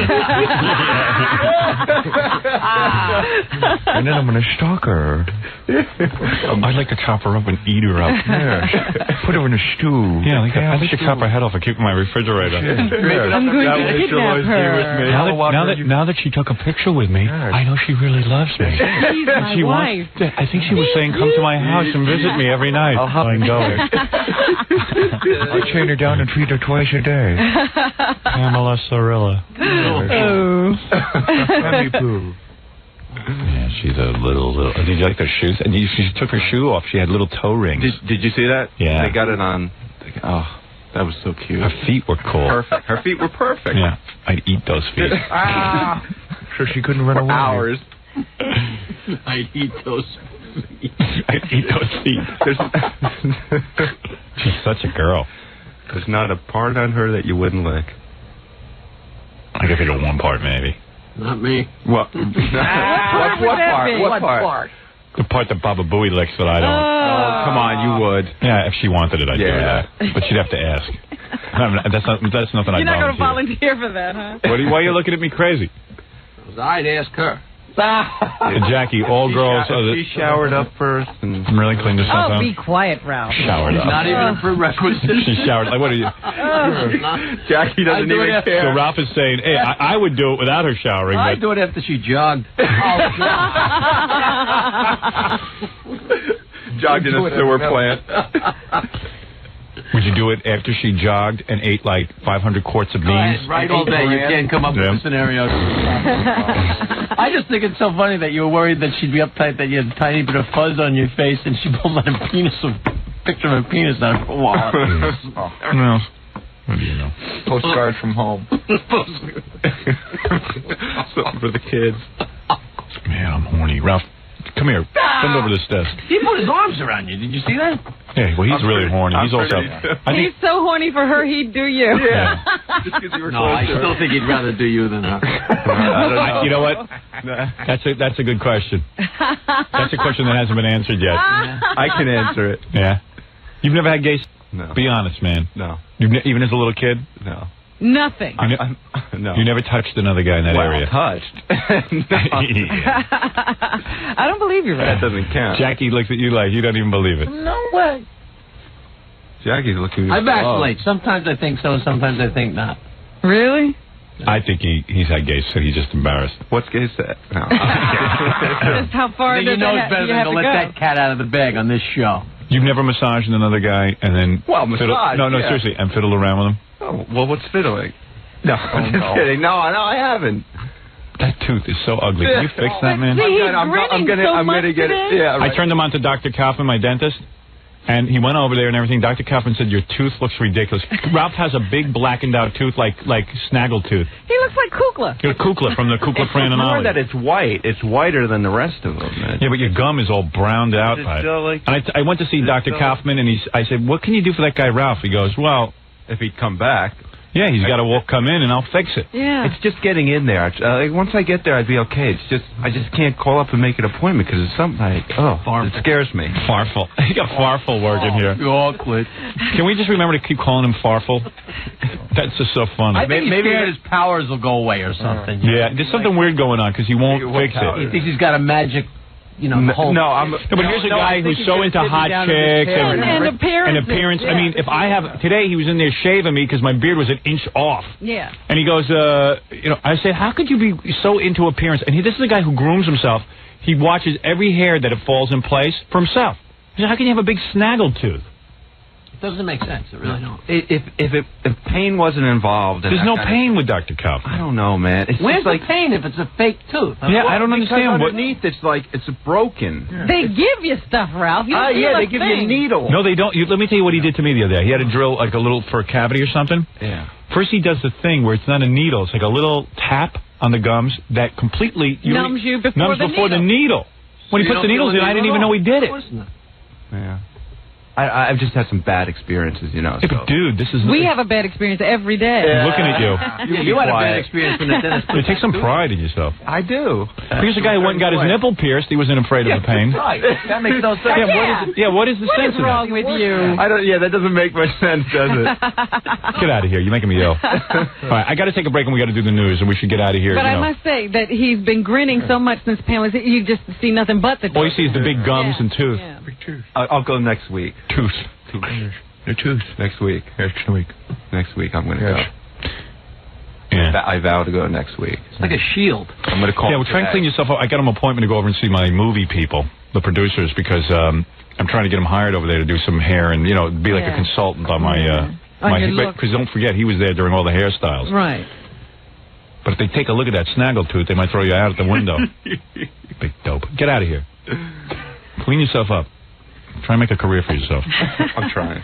No, seriously, I said to him, you know, whoever thought some dope hanging around and fixing my hair, I got him. You're Kato Kalin. Yeah, my Kato Kalin over there. You're my Kato Kalin. I'm going to be hosting Talk Soup next week. Yeah, keep dreaming. Get out of here. Yeah, Howard hasn't killed anybody yet. You're not hosting. And the person I kill will be you anyway. So. You ain't hosting anyway. All right, get out of here. Farfel. You know what? He really expected Pam Anderson to see him and say something. You know you did. And he fixed himself all up and dolled himself up for today. What did I expect her to do? You expected her to see you and go out with you. You think he was expecting her to go, oh, who's that? Hey, he's a cool guy. Yeah, I had a dream last night like that. I know you did. Because I knew he was expecting. He was like, oh, wow, he's cool. Hey, you want to get together? He does have this opinion of himself. It's a lot higher than most. No, you have that opinion. I don't have... When have I... I have a high opinion of you? Yeah, and that's why you attack me, to beat me down. Because you always saying you go out with strippers and models and stuff, but no one ever sees it. No. I like going out with strippers. Who wouldn't? Yeah, but I don't think you get them. I just talk about them. I've gotten a couple. So you say. No one's ever seen you with one. What do you want me to do? Trot them in here? Yeah. Yeah, could you hold on to him for more than a day? No, because I get bored. What? You ever seen Ralph on a date? Just Patty was his girlfriend for a while. She was kind of cute. Oh, she was. Real cute. She was hot. She was hot. He did tell me he had a date a couple of weeks ago. How'd that work out? That worked out good. You had a date you didn't tell me? You told Robin? Was it a nice guy? I went to... What's his name? Dan. All right, get out of here. I didn't even want to know about your date. Who cares? Date. Yeah, he never came back and told me how it went. Yeah, because he's not with her. She smelled his tooth. She saw that and left. Get out, Mr. Lucky Tooth. We went to the theater. Oh, that date. Oh, yeah. And then, I went to dinner with somebody else. That was good. You took her to the theater and then you went to dinner with someone else? No, that was like a few days later. Yeah, this girl invited me to the theater. I've never been to the theater in my life. He's like a rube.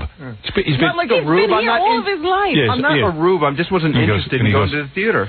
And I want to go see Phantom of the Opera because I hear there's not like a lot of boring talk. It's like lots of costumes. No, real sophisticated. I didn't. No, she picked what we were going to go see. She's got tickets. I've known her a long time, but since she got the tickets, I'll go with her. Yeah, he's going to do her a favor. But I'm not going to do her a favor and have some. No, I did. Did you have some? Who cares? You don't care. You think I'm gay anyway, so it doesn't matter.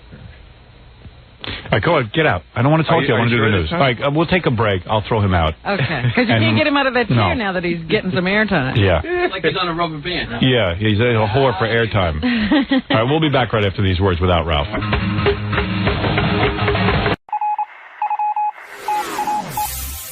This is the best of the wrap-up show. A recap and behind-the-scenes look with John Hyde and Gary Dell'Abate. The best of the wrap-up show begins now. On Monday's show, we talked about the fact that Steve Langford wouldn't come into the studio in the morning and whether this was going to affect his reputation and his credibility and whether it made him a hypocrite or not. Here's how it went.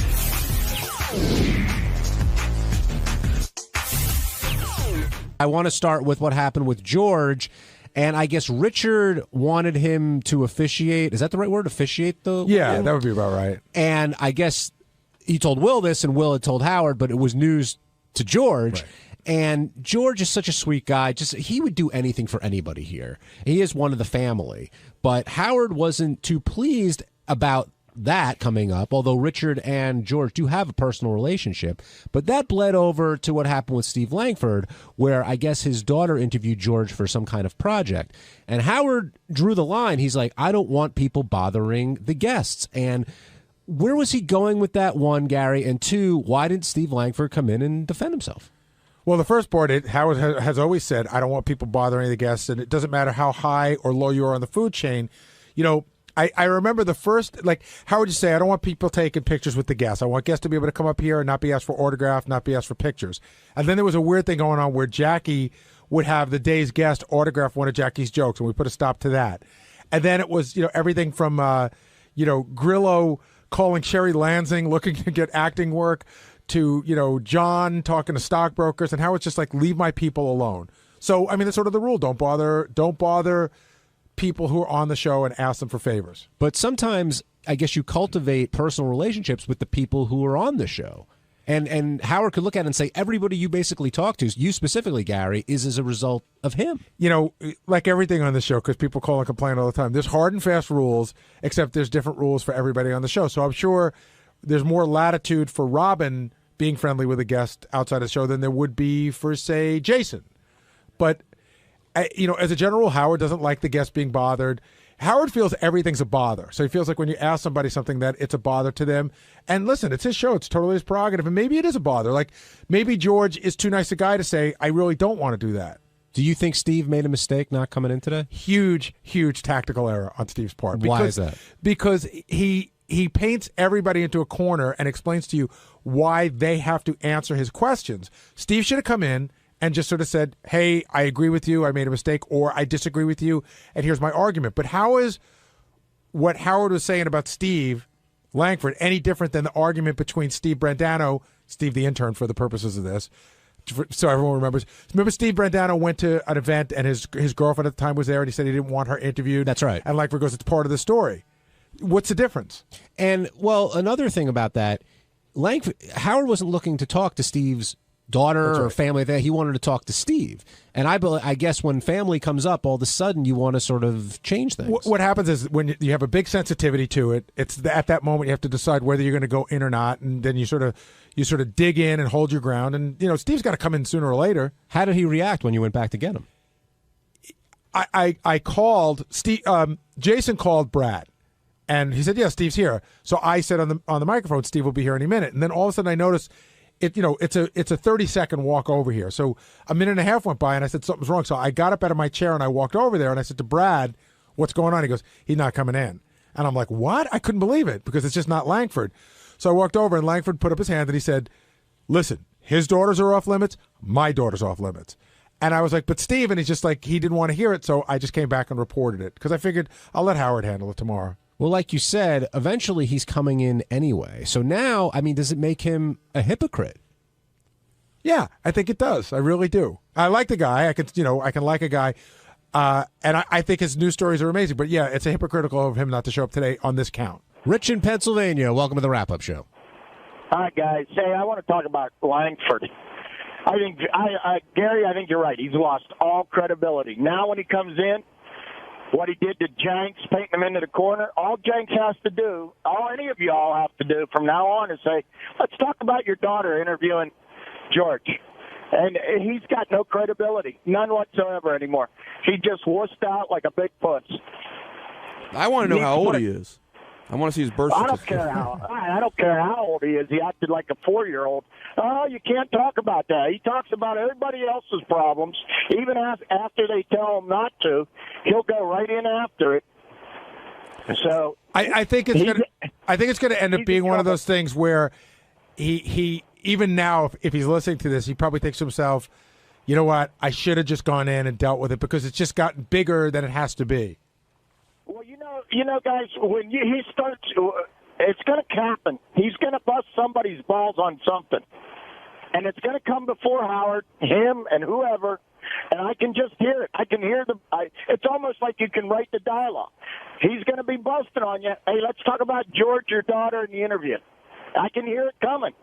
I don't think Howard's going to press him too much about it tomorrow, but you're right that other people probably will. Well, it's a guy who seems Teflon that's now exposed a sensitivity, and when people want to fight, that's what you go for. And maybe he was hoping that, okay, I'll sit back, Howard will blast me on the air right now, a day passes, it blows over, it's not as big of a deal, Howard's ready to move on to the next thing, so the damage is a lot less. Or he'll get rid of his daughter.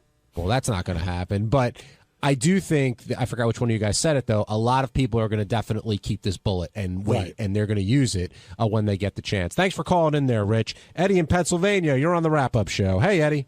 Yes, good morning, gentlemen. Good morning. Hello, yes. I just want to voice some support for Steve Langford. I think Howard should have called him aside after the show and found out the whole deal with family. I agree with Steve. If Howard's kids are off limits, so is Langford's daughter till he knows exactly the circumstances. But we know what the deal is. There's nothing special in there, and we weren't going to talk about. Howard wasn't going to ask him anything about his kid except to say to Steve. In other words, without going into Steve's family life, I'm pretty sure his daughter didn't say, "Oh, I'm a huge George Takei fan. Let me interview him for my school project." So Howard probably would have explored how did that come up and why were you getting involved in it, and that has nothing to do with his daughter. I just think, to me, it's just the father doing something he could for his kid. If he did overstep his bounds, I would have approached him first because it involved a child myself. But okay, I mean, but that's a good. But that discussion can be had on the air without bringing the daughter into it in any way that's going to expose any more than what we already know. And Eddie, I also think if Steve hadn't had the track record of talking to different people on the show with different circumstances, this wouldn't be as big of a deal. But that's not the way it is. Yeah, and I said to Howard. Howard said, "How did this?" We talked about this during the because Will did the notes. And Howard goes, how did Langford even get to him? And I said, I think he spent a week with him, traveling around with George. I'm sure they developed some sort of friendship, but Howard wasn't. He wouldn't buy in that. All right, thank you, Eddie. Jenks, you're on the wrap-up show. Hey, good morning, guys. It's Jenks. This whole Langford thing, I talked to him back in his office, and he said he doesn't answer to Howard. Okay, I'm trying to figure out where he gets off saying that. How does he get off not answering to Howard on this issue? He gives it to everybody else, but when it's his turn to get it, he doesn't take it. Jenks, don't you, Gary? Steve is scheduled to do the news update tomorrow morning. Tomorrow, yeah. Okay, he'll answer to Howard tomorrow morning. Yeah, I'm going to call in tomorrow and to remind Howard to ask Steve Langford about this, and I encourage anybody who's listening to the show to call in and ask Howard to remind Steve Langford about this. By the way, so Steve will sit and talk to you on the phone? Yes. Well, sometimes he does, sometimes he doesn't. But I called mercilessly this morning because I knew that he had to go in the studio, and he finally did answer, and he said he doesn't answer to Howard. I don't answer to Howard. Here's the problem for Steve. Jenks, how many times did you call me or email me this morning with suggestions about how this should be handled? Probably 10 or 20. Exactly. The first email was at one point. The first email was, "This is bullshit." The second one is, "You better get Langford in." The third one is, "Langford has to come in and repeat." Then it was a phone message, and there were more emails, and that's just Jenks. Gary, I was really upset, man. I was furious. I could tell. How does he get away with this? Well, Jenks, wait. Are you upset about what he's accused of doing, which he said getting the interview, or are you upset that he wouldn't talk to Howard? No, you figure it this way. When Langford calls somebody on the carpet with a news story, okay, they are expected to come in and answer to Howard for it or talk about it to Howard. How does Langford get to put his hand up and say, point taken? What if everybody did that every time Langford wanted to interview them? But people put can't. Their hand up and said, Jenks, you make a very fair point. You're going to get your answer tomorrow morning. On Tuesday's wrap-up show, George Takei came in and he told us, we found out that I guess they basically have an agreement where Brad doesn't listen while George is on, and George talked about that. George discussed kissing one of the guys on the show, and we talked about Governor Ventura and I having a nice, friendly discussion in the hall.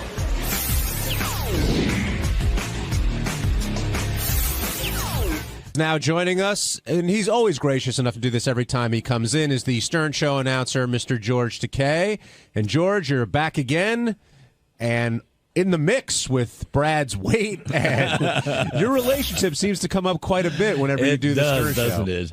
And it's a good thing that Brad doesn't listen in when I'm on. He is addicted to this show, but he refuses to listen in when I'm on because...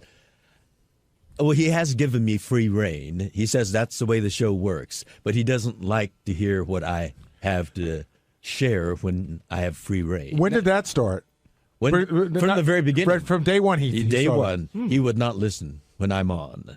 And he gets it from, there's that guy who writes capsule synopsis of what happened, and that's how he finds out about it. But you've gotten some crap once in a while in the past. How does he find out about stuff like that? You know, like your bachelor party? Like, how did he find out about that? Well, that was written about. Right. And then other people email him, too. So see, I'm telling you, being in a gay relationship is just like a marriage relationship because sometimes people email my wife and tell her shit I did on the show. George, how just like regular people. George, how would Brad react if he heard about that innocent kiss that you and Benji had today? Would he know that it's part of the show, or would he be a little upset? He would know it's about part of the show because we go to parties or we meet other gay couples and we greet them with a kiss. I mean, it's part of but not an open mouth kiss. Well, actually, George, Brad just went on your Twitter account. He did? He said he knows about the Benji kiss, and Sunday is off. Off with capital letters. Well, then I'll try for Monday. It's a good thing you weren't with a model, or it could have been the whole month of May. See, Benji? See what you did? Sorry, man. You're too cute. Did you guys connect at all during that moment? Did you see something in each other's eyes? I saw him pull back right away. I mean, I felt him. No, I didn't connect in a sexual... I like George a lot, so... And I like you. Thanks. You got beautiful eyes. Thank you. He's embarrassed. Look at him. He's blushing. Beat red. Hey, Ronnie, while we have you here, beforehand, when we were talking, I told Benji about this. You said what Benji did today with Jesse Ventura, that's not a rare occurrence. He does that all the time. He does it. He does it as a thing for TV, I think. And, when I tell him a lot of times, I'll say to him, like, Benji, go away from the guests or whatever.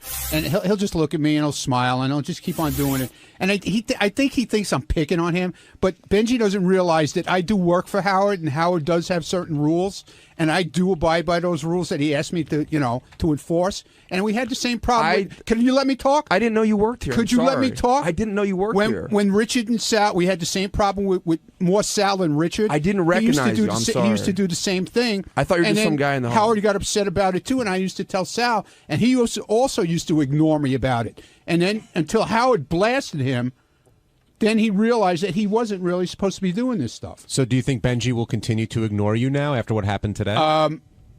It came to the point when Howard really blew up today, and I don't think Benji realized how mad he was, but he really was mad. And I don't think Benji realized how mad he was about the whole thing. I mean, I know you yelled back at him. I don't know with you. You never know if it's shtick or you're serious, because that's the problem with you. Nobody ever knows the real Benji. That's the problem. And it was the whole thing with being late for work and the whole thing. It was the same thing. Nobody ever knows what your deal is, Benji. That's the whole problem. Okay. The only thing odder than the talkative Benji is the quiet Benji. Yes. George, or the other Benji, the make out with you? No, the resistant and defensive and George, somewhat hostile. But Benji. if someone's mad at you for something that didn't occur or occurred in a way, and it's being painted in a much different way than it occurred, you would want to explain yourself. Like if there was $20 on the table, and you grabbed it, and someone's like, wow, George stole that money, and you were like, no, actually, Brad told me he left me this 20. You would want to explain it before getting yelled at that you stole the money. Did you see how Will handled it? When Howard would say... when Will messed up the oatmeal. Right. And he said, "You're right. Yes, you're right." But and he was not resistant. And in this situation with you, I think it's okay. Listen, I think it's okay to be resistant when you're being, when you're being mistreated. I think well, it's okay it was a reasonable desire on the part of Howard to say, the guests are here for what I said. Howard does not need to be reasonable. That if he decides something, if he wants us seriously, if he wants us to walk on one foot or hop to the hallway, and that's part of construction, that's absolutely fine. Yeah, that's reasonable. It's reasonable if Howard wants it done and that's a condition of working here. What I was saying was I thought I went through what are considered the appropriate steps before I did it. Hey, it's Sal Governale, and on Wednesday's wrap-up show, Jason Ellis was on talking about George Takei fondling his junk. And speaking of junk, I was talking about gazing at some cock in the gym room. Now, I was strictly a gazer, and it was for statistical reasons only. That makes sense. Check it out.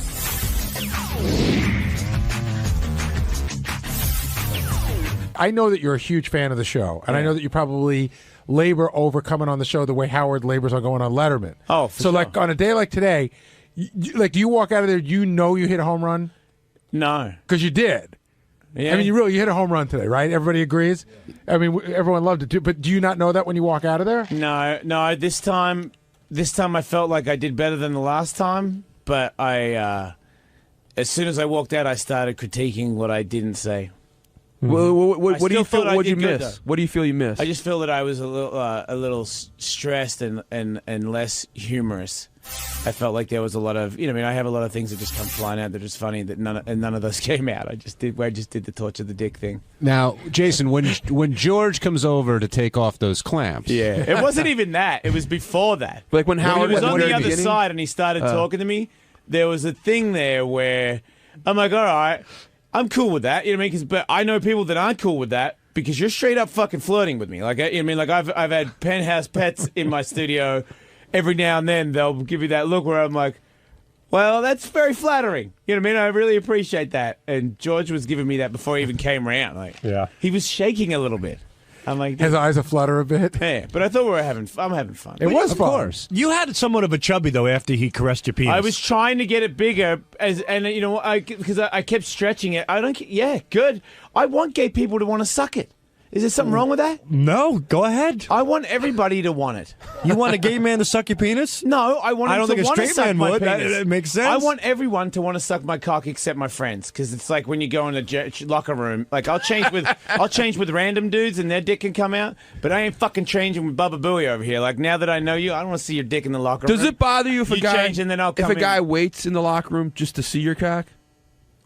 Who does? What? Is that you? Is that what you do? The guy sitting right over here. No, I don't. You watch cocks? No, I don't. I glance. You're a cock watcher in the gym. I glance out of curiosity. I will fucking kick you in the face. Really quickly explain to Jason when what I'm you in do. the, Jason. Yeah. When I'm in the locker room, you just said that. What is it? When I'm in the locker room. You're not really trying to tell me a story that's true, are you? Not the way they're putting it. It's out of context. In any way it's at out all? of context. So Okay. no. Put it in your words. Go ahead. Curiosity factor. I just joined the gym. I've never worked out in my life, as you could tell. And I just joined a gym. And when I'm in the locker room, a lot of men have a tendency to get naked. So now I'm trying to fulfill my curiosities as a man. For example, there's a guy who's mentally challenged, a retard, and his dick was small. And usually retarded people have big dicks. I would want to see a retarded dick. Okay. Secondly, there was an Asian. I try to fulfill that curiosity. Right. You would think it would be. Wait a minute. Were they all in the locker room at the same time? No, naked? these are all different. How long were you there waiting for the entire race of dick to come in? Okay, good question. A month. Yeah, right. You've been doing this over the You've been period doing of research. like a month. I hope you filmed it. No, I wish I could. I tried to take pictures, but I knew they would throw me out. I did take my BlackBerry out, but I'm like, nah, I'm crossing the line here. So I saw an Asian with the normal sized dick, thinking it would be small. I saw a retard with a small dick, thinking it would be big. And I seen a guy like you, actually, a real buff guy, who I was hoping. Now here I am changing. You're hoping you had a little dick.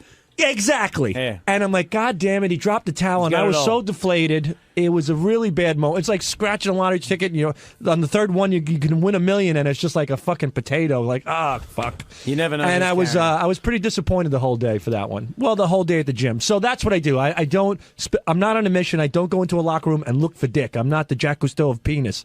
I go in there, I get in and I get out, and I happen to see a certain nationality. I fulfill my curiosity. And his last one was a black guy who he waited and waited. I did and wait waited, for the black, but he didn't pull his. There was a pants down. cliffhanger on the show. See, waiting for the dick. Wait, that's right. That's wrong. Even though they didn't say it was a long time, but if you see a guy come in and you wait until his pants come off to see the size of his dick. You are way gay. He went to go. He went to go. No, I didn't wait. He did. Well, hold on. He saw a black guy at Tidy Whitey's, and he went over to where the guy was blow drying his hair because he thought that maybe he'd be able to see. No, I went to blow dry my hair. Well, I saw the guy, and based on the cliffhanger here, Jason. Last time we spoke, Gary goes, "Did you see any black dick yet?" I go, "No, not yet." But I got to see my first black guy in the gym in the locker room. I'm leaving. So I'm on my way out. I go, wow, a black fella here.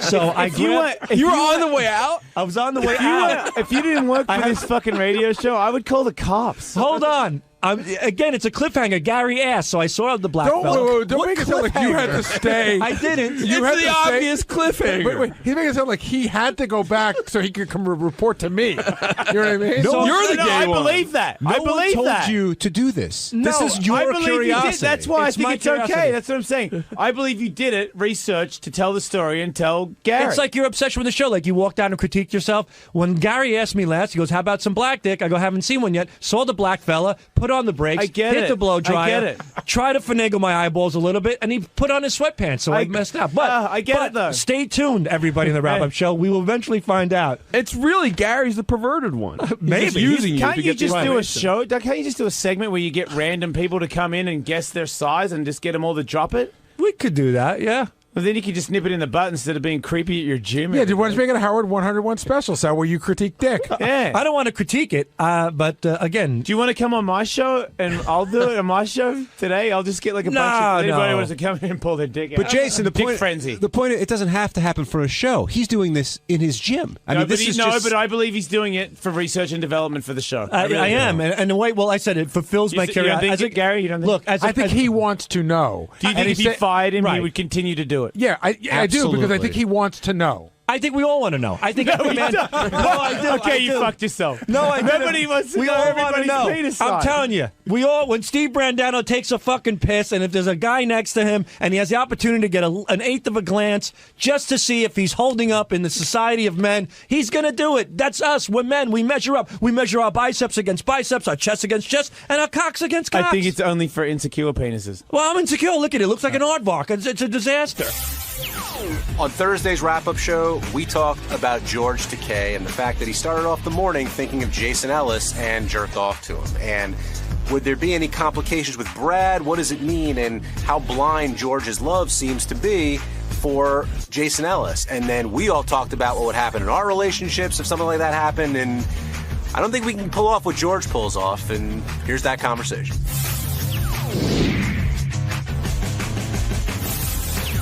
I want to talk about what happened at the very beginning of the show, where George talked about what he did in the shower this morning, and basically, and you guys correct me if you think I'm wrong, proclaimed his love, admiration, I'm not sure of the right word, for Jason Ellis. And he said he spoke about it with Brad. You're being too nice. He said he jerked off in the shower this morning thinking of Jason. Well, that's another way of putting it, much more succinctly. But I guess, do they have the relationship where it's comfortable enough that those kinds of things can happen? Or do you think that there's more bad news for George around the corner? He just doesn't know that it's coming. Well, let me ask you a question. And again, I think Mutt started to bring this up a little bit, that they were going to talk about this on Superfan tonight. If you spent the whole week, right, sitting in there talking about that you thought your wife was fat and that she could stand to lose some weight, and then at the end of the week, a really hot girl came in and you just started squeezing her naked tits, would you be able to go home? I wouldn't have a wife. I seriously, and I wouldn't blame her. Like, that's, and I think... So maybe they do have some special arrangement. I think they do. I mean, Stacey said, when she was talking about relationships, she said that maybe Brad's weight is his passive-aggressive way of telling George that, you know what, I'm going to be this way because, he's kind of fighting back in a subtle way. Or maybe everything's just smooth between them. It's hard to tell. What do you think, Ronnie? Well, it's not the first time he's touched a cock on the show. That's true. But so but I guess they do... They've had an arrangement, obviously, before Brad's weight came up. But George was like, listen, what I did yesterday was I just touched it. I didn't, he sort of insinuating that because he didn't do more about it. I guess it could be, a guy saying, hey, I felt the girl's tits. I didn't do anything. Yeah, but Gary, remember the day the guy was in here with the 12-inch cock and he had his hand down his pants? He had that look on his face like if I had my finger up some girl's ass or something. But isn't that like for years, girls have been coming in here, guys have been feeling them up. Isn't just touching a dick the gay version of that? I don't know. I can't define that. I'm not in that position. Yeah, but a lot of guys don't do that anymore. Like, you don't do it anymore, do you? No. And I'm sure, that's because of your wife, right? Well, she didn't like it, and I started to feel a little dirty doing it. I'm not going to lie. I don't know if it's a kid's thing, even though I have boys. When you have kids, I start to feel a little creepy doing it. John, have you ever done it in here? Not on the show, no. Well, not off the show either. No. Yeah, John. John doesn't. I got to be in the green room. Not on the show. Bad answer. No, I wouldn't do it. Yeah. I wouldn't do it. I think it's disrespectful to my wife. Would you have done it when you were single? When I was single? Yeah. Sure. But I don't think a lot of people are doing it these days, right? And Howard stopped. Howard stopped. He said out of respect to Beth, I think. Ronnie, how about you? Have you seen me do it? No, but next time I haven't been in there. But if I've been in there with a flashlight to put them under the check for implants. Right. But there's a difference between that. I've held them up and put the flashlight on. Like the one that I remember. I'll do it. Bring somebody in here right now. I'll do it. I can't remember the girl's name, but we had her. It was back at terrestrial radio. She had that funny, like, real New York accent, and we all said we didn't believe she had real tits. And the line was ridiculously long. I remember that. I think Wood Yee was on the end of the line. That's what the clown car line, right? That's when I was the last one, I think, to go in with the flashlight to test them. Well, who usually leads that charge? Well, DePace has always said to me his wife doesn't care and he can do whatever he wants. But he hasn't been in there in a while. But he says it's no big deal. Pam doesn't care. I don't know who leads that charge.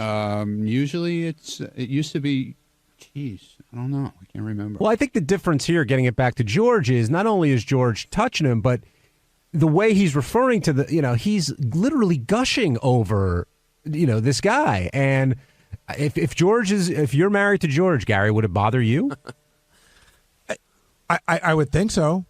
Listen, if my wife went to, what are those Chippendales, and she was jamming her hand down a guy's pants, and even though she was laughing, she was grabbing a dick, I'd probably be pretty annoyed.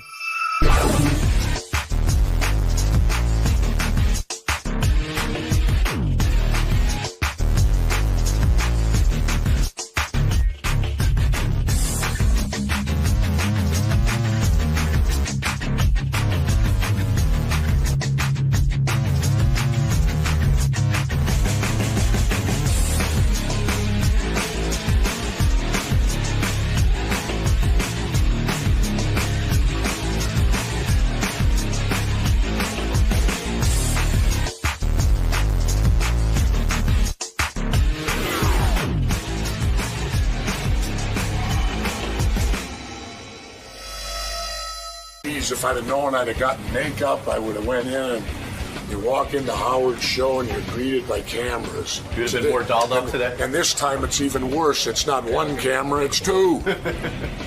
What on earth? The tag team. I'll tell you. Where am I at, in here? Just this way, sir. Okay, thanks. So how's it going? Great. Couldn't be better. New book? Yep. Yep. Now this is called 63... Documents that the government doesn't want you to read.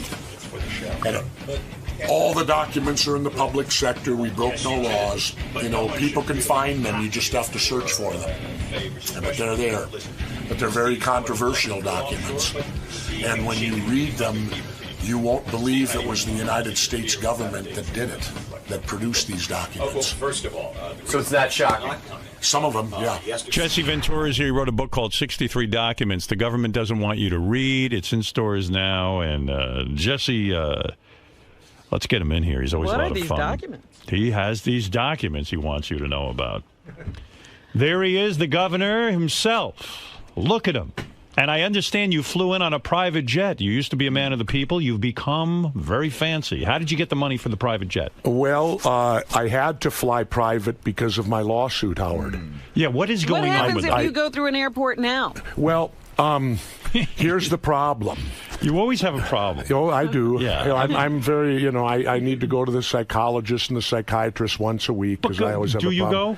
No, are you kidding me? But Governor, why not? I mean, you always have. Are you getting tired of this life of constantly being at odds with everyone? And I love it. You love it. I love it. You take on thrive fights. at it, Howard. Were you offended when Piers Morgan called you a coward last night on the show? I was watching. Well, I kind of, a little bit. Yeah. Yeah, a little bit because, here's this guy who hasn't served any country. Right? Right. Yeah. But getting back, see, here's the problem. And by the way, Robin is looking good today. Let me tell you. Yes. Would you profile Robin? By the way, I'd like to be at the airport to search Robin like they do me. Governor, why didn't you answer that question? Honestly, because I know you. Well, here's the deal, Howard, is that I have metal in my body. Right. So when I pass through the metal detector, I could go through it naked and it's going to go off. Right. So now I'm subjected either to the X-ray, which I call the microwave, right, or this extended search. Right. And I had it done to me once, and the guy in San Diego's correct. It's a sexual assault. Now, you're right. You're a former governor in this country. You would think that they would trust that. When you say profiling, mean he couldn't be carrying something that would cause somebody a problem. Yes, it does. It does? Here's what I'm suing over the Fourth Amendment to the Constitution, reasonable search and seizure. What do you think they should do with someone like you? Let's say they're not as well known as you. They set off the metal detector. Obviously, we want to be safe. We have to give up some of our freedoms in order to be safe at the airport. What was wrong with the wanding from before, where they took the wand thing? All right, and so went like around? someone like you, not you, but someone like you has a metal thing in his body. Yeah, many do. One time there were three of us there waiting, and I turned to the other two. I said, well, it's my right hip. The other guy goes, it's my left hip. The other guy goes, it's my right knee. So they're finding out who's had prosthesis surgery. What would someone do? Like, I want to be safe on the plane, and now they run a wand over a guy, and in fact, they do find this metal detector going off. How can they, what would be a reasonable search? They do have to almost go up and see if you have anything on your body. How do they take your word for it that you have metal in your body? Well, I'm not sure, but I can only sue for myself. And what I'm saying is that under the Fourth Amendment, the key word is reasonable. It is not reasonable to believe that Jesse Ventura, who's a 6-year Navy veteran, a governor, a mayor, and, when you win mayor, they give you the title honorable. Right. Well, why should you have to search an honorable person? So this is about you. Yes. In other words, you're not just saying like, gee, everybody. I'm saying me because I just am tired of this. I'm tired of having to prove I'm innocent. Wouldn't there be a way of the airport security issuing you a card that says, listen, this gentleman has a metal hit. We've searched him before and we are aware of it. Well, here's the deal, Howard. Yeah. The elected officials don't have to go through this. The Speaker of the House doesn't. How does he get through? I don't know. I'm challenging, saying, how is John Boehner any more patriotic than me? He didn't serve in the military. I did. What happens in the search? Do they go into your anus? But they grope your genitals. They do. Another man takes his hand and feels your balls. Yeah. And that's offensive to you. Well, I'm heterosexual. Right. I'm not homophobic, but if I were given a choice, I would rather have a woman do it. Right. If someone's going to feel your balls, you want to... Exactly. I want a woman to do it. This is your one opportunity. You've been with your wife. You've been faithful. This would be a nice time to have somebody rub your balls a little. Well, not necessarily, but the point is you're not given that choice. Men have to go with men, women with women. You are a good-looking man, in my opinion. I'm not gay, but I see that you're handsome. You have nice features. Did men ever come on to you? Were there times that homosexual men, maybe closeted wrestlers, would say to you, Jesse, I don't know which way you go, but you've got an incredible body. You're a very likable guy. I got to tell you, Howard, if it happened, I must have been naive. It never happened to you. Not that I can recall. I mean, if I was gay, I'd probably say, hey, Jesse, what do you think? Let's go. You're my type of guy. I mean, you're big, you're muscular. I think we could wrestle. My face can end up in your ass. I mean, right, George? I mean, what's wrong with him? Yeah. Exactly. Right. There's George. Hi, George. How are you doing? Big fan. Love Star Trek. Thank you. In fact, I'll tell you a great story, George. Right before I went in the Navy and I was waiting to go in, I would sleep all day because I knew that I was going into the Navy, and they used to play Star Trek reruns at 3 o'clock in the afternoon. And I'd tell my friends, don't you dare call me till till Star Trek's over. Number one, I've been sleeping till 2, and then I always watch Star Trek to start the day off back then. That was way back in 1969. Listen, George was telling us a story. He was wrestling with his partner. He's married, you know. Sure. And listen, they wrestle. That's how they begin their sexual activity.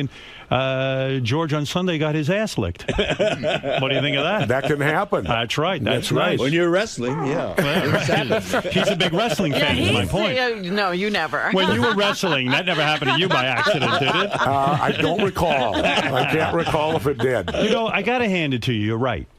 You know, you have always said to me, there isn't a war in this country that this country has fought that wasn't motivated by money and corporate interest. Absolutely. I see. Now, I don't know how you feel about us with this no-fly zone in Libya, but I hate Muammar Gaddafi. I think he's a terrible man. I think I've been screaming about him for years. I used to hear Bob Grant on the radio screaming about him for years, and he's really the most despicable human being, and I'm glad to see his people are rising up against him.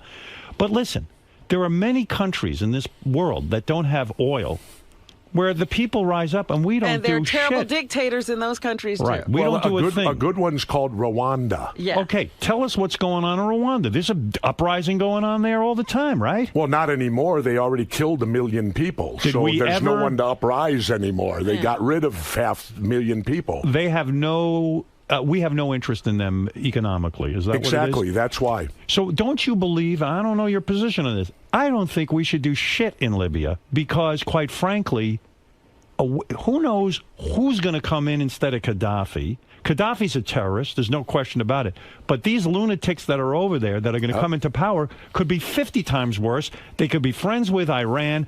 I say stay the fuck out of that crazy part of the world. Howard, I say exactly. I say even more than that. Let's get out of Afghanistan and Iraq too. Right. It's bring time. them all. Bring everybody home. And let's take care. There's an old cliche. How do you go out and tell the world what to do if your own backyard ain't cleaned up? Listen, you're a guy who actually was in service, and while you don't say it, I think you actually had to kill some people and blow some shit up.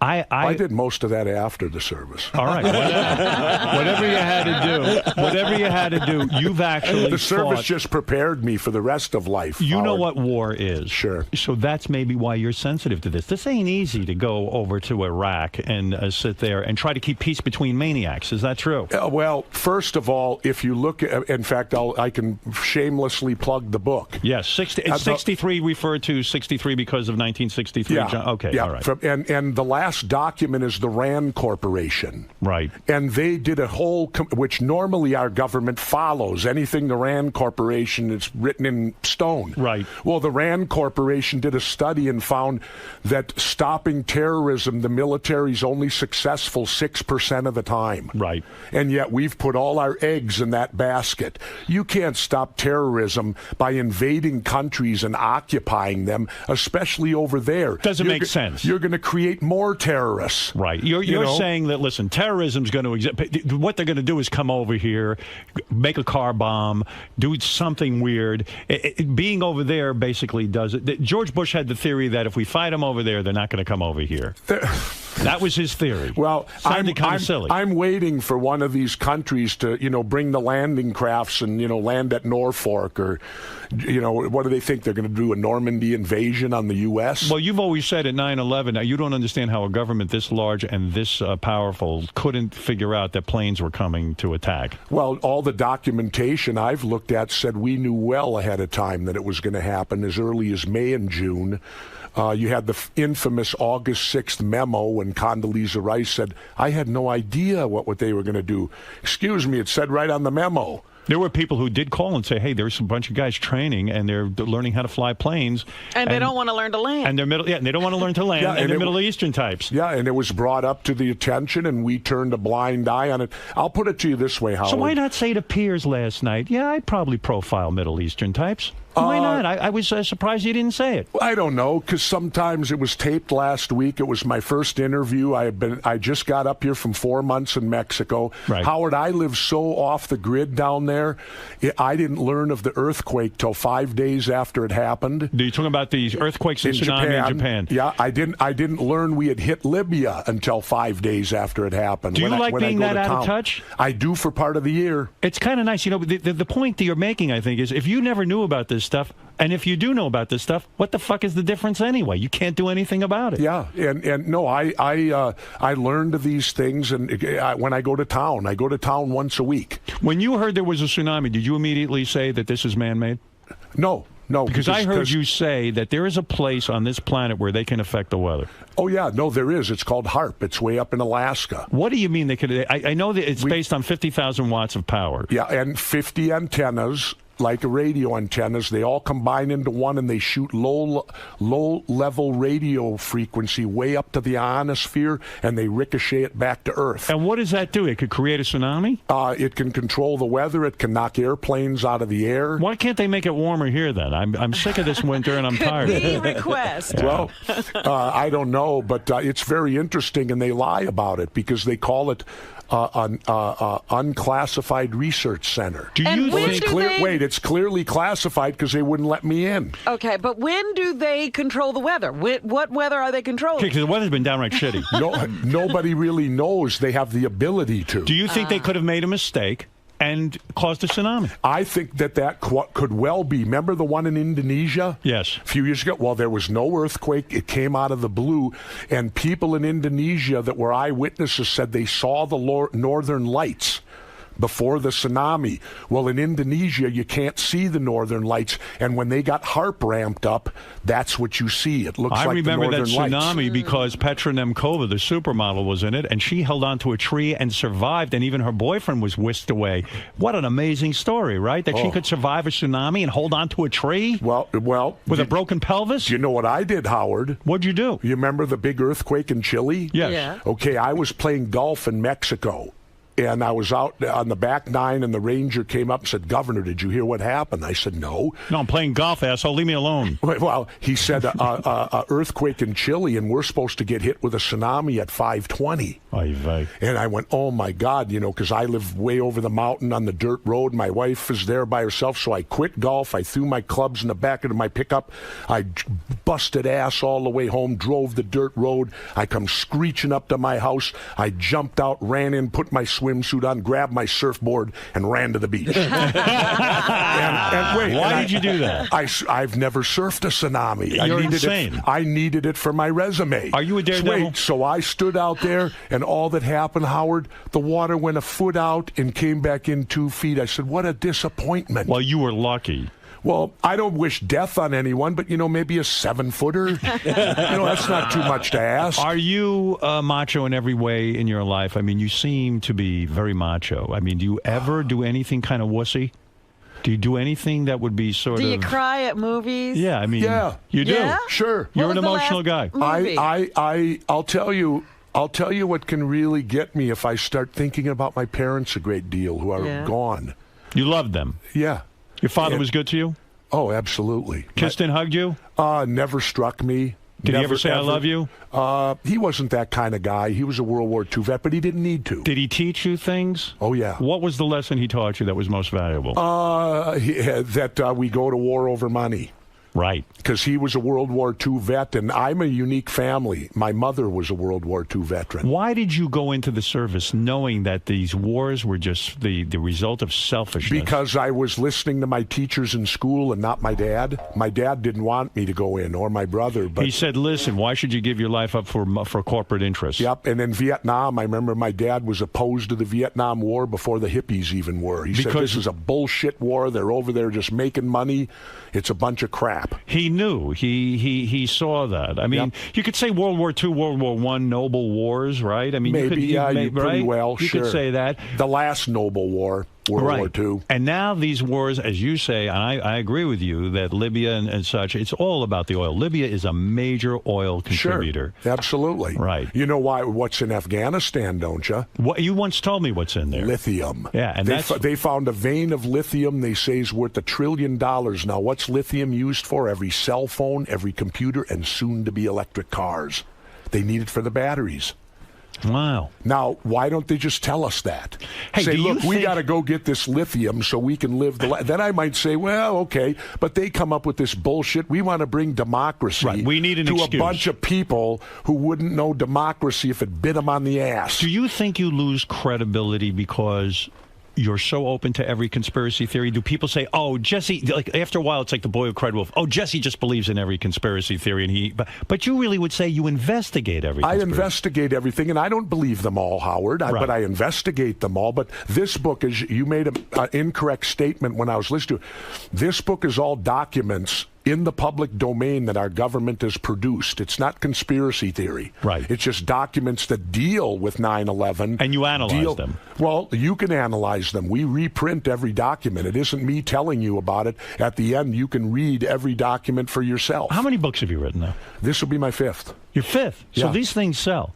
Well, I've had 4 New York Times bestsellers, and if this one's fortunate enough to get there, I'll have 5. And actually, the pre-sale of this one has been 3 times the last one. How many books would you think you'll sell of this 63? I have no idea. You have no idea. No, you don't care. Do you sit there and worry about it? Oh, sure you care, but it's a roll of the dice. You have no idea who will buy a book and read it. Are you, like, I see you go on CNN, you used to go on Larry King, and now you went on Piers Morgan. Yeah. You come on my show. Yep. Are there shows that will not have you on? Yeah, that... Fox. They won't let you on. Are you No. hated at Fox? Except for the weekend people.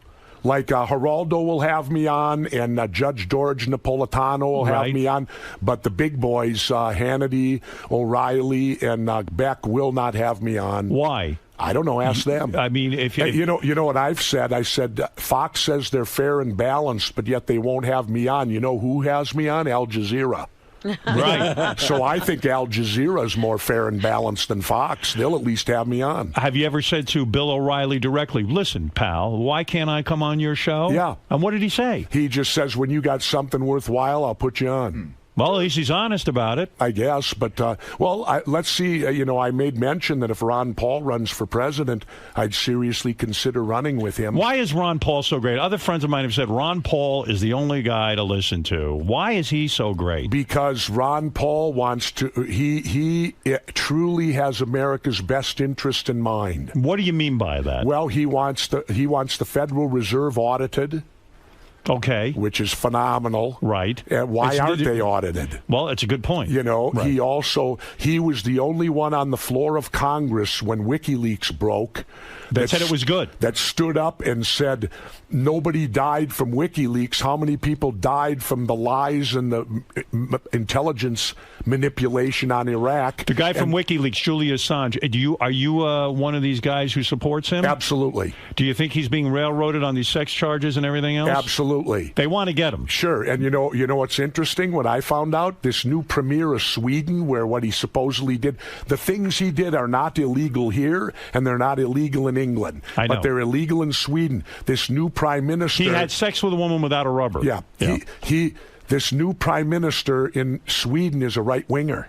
He was helped by Karl Rove to get in office. Now, do you think that some of this information could deal with Rove and Bush, and that's why they got this guy in Sweden trying to put him in jail? WikiLeaks did nothing more than embarrass a few people. They had some egg on their face. There was nothing that really prevented this country from continuing or our security. Am I correct? I mean, what the hell happened? The worst is Daniel Manning. The guy who's supposedly this private that leaked it to him, they're holding him right now in Quantico, solitary confinement. And let's remember, we're a country who tortures now. Who's to say they're not torturing him? And remember, the first thing he released, Howard, was that helicopter killing those people, murdering them down on the street. So the guy that releases it is in jail, but these murderers are still free. Do you think Ron Paul could actually win an election? I said that if Ron Paul would leave the Republican Party, I would give great consideration to running with him. And if we had ballot access in all 50 states, yes, I do, because Has he asked you to run with him? Not yet. No one. But you're close with him. He and I have spoken. I spoke at his counter convention in Minneapolis when the Republicans had their convention in St. Paul. And here's something interesting. Do you like him because you think he'll actually carry out his campaign promise? Like Obama said, he was going to get us out of all the wars. He said he had a timetable and all of that. Now we're in now we're in Libya. Probably to be in there forever. Gitmo's still open. That's right. So all of these promises were not like you could say, okay, with the budget that's difficult, with health care that's difficult. But one thing to pull out of a war, if you say you're going to do it, you should do it, right? Well, you need Ron Paul's quote. Everybody says, well, how do we get out of Iraq now? Ron Paul said, easy. We walked in, we can walk out. That's it. That's it. It's War as over. simple as that.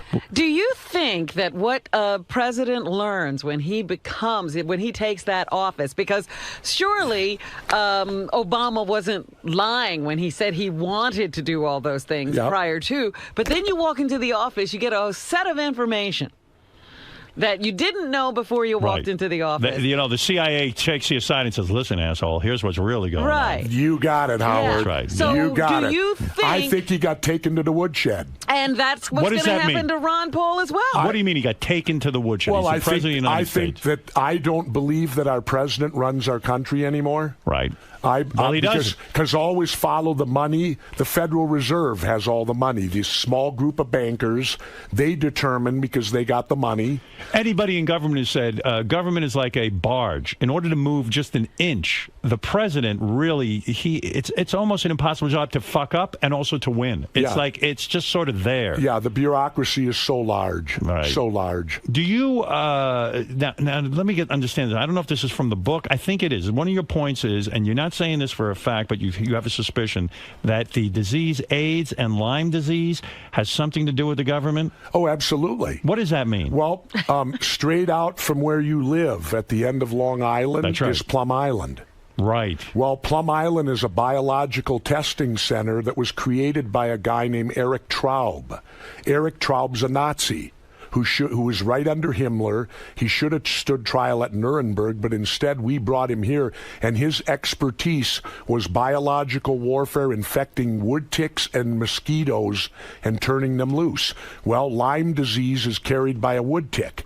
Well, it's called Lyme disease because the first recorded case was in Lyme, Connecticut, which is right across the water, a stone's throw. In other words, you're saying Lyme disease is a recent occurrence. We don't see it before that point in history. The first recorded case was in Lyme, Connecticut a number of years ago, within the last 50 years. And did it get loose from Plum Island? You say in your new book, and I happen to agree with this, I believe that you are right, that the Gulf War syndrome, that a lot of these guys who are coming back in our military are seriously screwed up, committing suicide, not only are they killing themselves, they're killing other people. They really lose it when they come back. The government refuses to help these guys in any meaningful way. And it all comes down to money. They don't want to pay for it. Is that it? And it's the old classic that they do to all veterans. Oh, thank you for your patriotism. Rah, rah, thank you for rah. your service. Yeah, and they play anthems at football games. People tie yellow ribbons. But when it comes down to actually taking care of the veteran, screw you. They've done it every war. Vietnam, Agent Orange, they didn't believe that. Every time the vets come home, people don't realize after a war there is huge collateral damage to the people that go fight these wars, and we don't take care of them. It's like, oh, you did it, now forget you. We're on to the next. And these are good guys. I mean, these are brave guys. I've met a couple of guys on my show who come in here. I can't think of the sergeant who used to come in here. And I came back. It was like his third tour of duty, and he cracked. He even said, Howard, I cracked. I've got Gulf War syndrome.